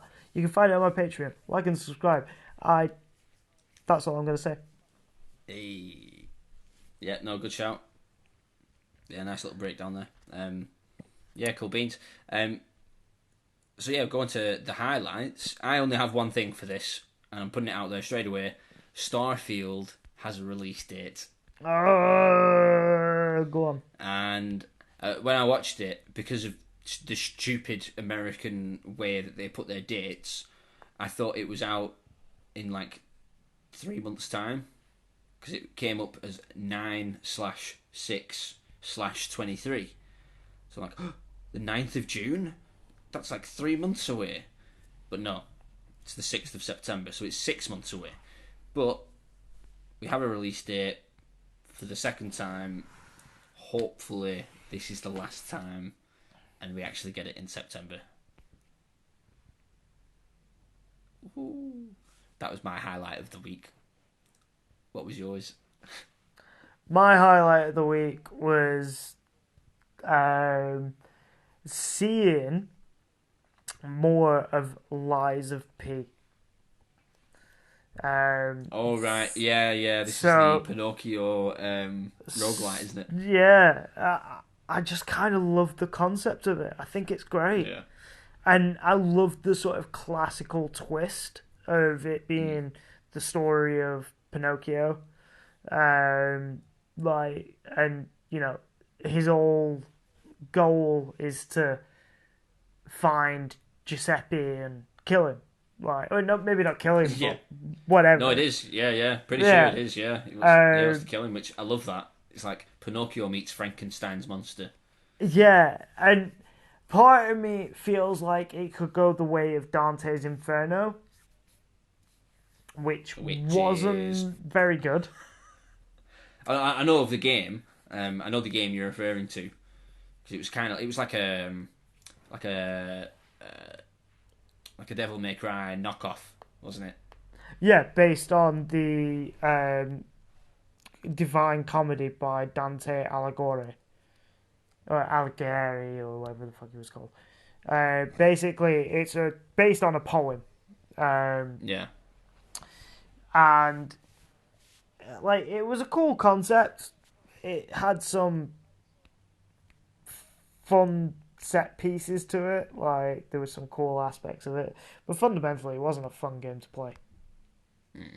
Like, it was dark, it was horrible. It didn't really. So what, you think Lives of P is going to be dark, horrible, and not No. very fun to play? Sorry, my point was that it could go that way, or I think it could be like another sort of trailblazer of like video games where they're like, look, this is what we can do with pre-existing classical like IP, like Pinocchio and shit like that, like creating, say, the new Dark Souls, because I love a lot of the classic literature, especially a lot of the Gothic literature and things like that. So like games like this, like Lies of P, which is pretty much based on, I'm sure it's sort of around the same time period as sort of Dracula and Frankenstein. Might not be considered Gothic, but it was certainly around the same time period. But obviously Italian. And, like, that sounds great. It being set in the 1800s, it looks very atmospheric. Gameplay looks really good and quite tight, with the ability to pull your arm off and put, like, say, a chainsaw arm on and change it up, and like the overall everything I've seen of it looks good. Have they bit off a bit more they can chew by choosing to emulate a Dark Souls game, because it's a balance is Dark Souls game. Like that sort of roguelike, that sort of Soulsborne style gameplay, it is a balance. It's either great or unplayable. And Dark Souls is unplayable. You know about? No, it's not. Anyway. It's playable. Moving on to We've got a quiz. quiz. So, I've done this quiz. It's quite simple. All I want is the character's name. Just tell me the character, okay? It's a character from pop culture. From pop culture, so no video, not video game, just pop culture. Well, video games are included in pop culture, are they not? That is a fair point. Hey, there we go. So, I've got 5 clues, and you'll get 1 guess per clue. Let's see how you get on. So, clue number 1. I have appeared in over 30 video games. First one of which was in 1986. Who am I? Remember, that's all I need. I don't need the name of a particular game or anything. It's just the character. Pac-Man? No. Have there been over 30 Pac-Man games? Oh, to be fair, I wasn't thinking. I was thinking more like references and stuff of Pac-Man. But no, yeah, fair dues. Well, so yeah, the clue was I've appeared in over 30 video games. So it's not necessarily 30 games of that person. You know, yeah. Anyway, so clue number 2. Genres of games that I've appeared in include open world games, side-scrolling, beat 'em up, and puzzle games. To be fair, if you get it from either of these 2 clues, that's pretty impressive. Is it Link? Nope. Not a bad guess, but no, not Link. Clue number 3. My first appearance, so my first time I appeared in media, I guess, was 1939.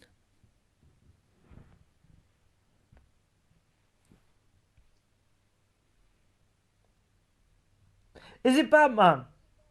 Yes, it is Batman. Ah! Yeah. It's well the done. man that thinks he's a bat. It's him. Yeah, we talked about him a lot today, actually. We have. Yeah, the last 2 clues. I had clue number 4. I had I have 1 rule, which we all know Batman's 1 rule. He does break it at one point. Well, yeah. Yeah, it's about time. And clue number 5, just to give it away, is I'm a billionaire orphan trained by ninjas. Which, yeah, if you didn't have that, then... That would have given it away. To be fair... Yeah, you got that in clue 3. I was quite impressed with that. Yeah, to be fair... So, like, obviously the first clue was a bit like... What? Like... Yeah. When I googled the list of Batman games, I think there's about 45. Yeah, no, that sounds about right, to be fair. And I had a look as well that I think from like 2001 onwards, we've had at least 1 Batman game every year. Yeah, whether again, it's that like sounds about right. Lego Batman or Batman Telltale games. Yeah. Like puzzle games, pinball games. Like it's mental, really. Although it makes sense. And yet the latest Batman game, you couldn't play as Batman, and it was shit. That is true. Which, and the next DC game. I'm just gonna. Yeah, it's which shaky they ground are. at best. To be fair, they are meant to be making a Wonder Woman game, which I'll be interested to see how that comes. And that's being done by Monolith, the team that do the Shadow of War, Shadow Mordor games, and it's going to have the system in, what's it called? The Nemesis system. Yeah, the Nemesis system, and so yeah, I'm looking forward to seeing that. I just hope it doesn't feel pretty much exactly like the Shadow of War games.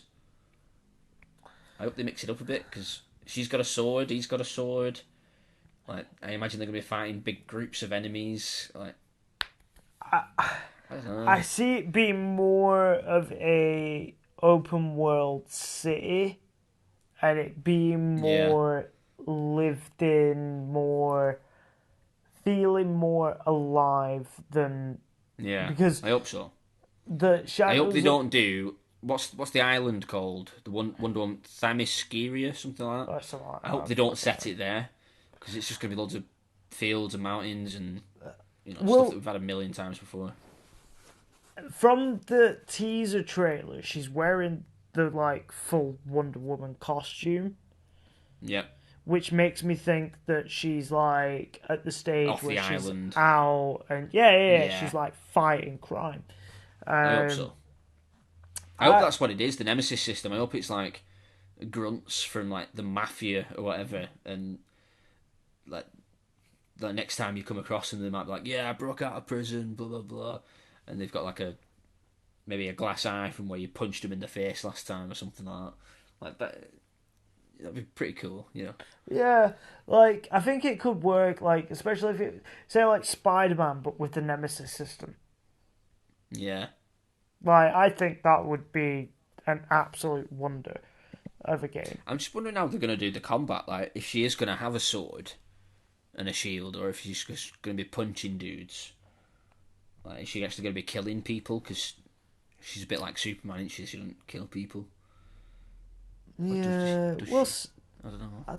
I don't. Yeah, because she has a sword, so surely she's killed Well, some yeah, motherfuckers. you'd think so. But Yeah, I don't know. Anyway, it well kind done of for goes guessing against it. Batman. I Clue number 3. Well I done. I won. I won against nobody. Yeah. But that's Well, been. I'll do another one next week, and you'll be up against yourself. See if you can do it in less than 3 clues. I'll try and get it shorter. But that's been another episode of the LNL podcast by Notsteam Productions. Bye. Bye.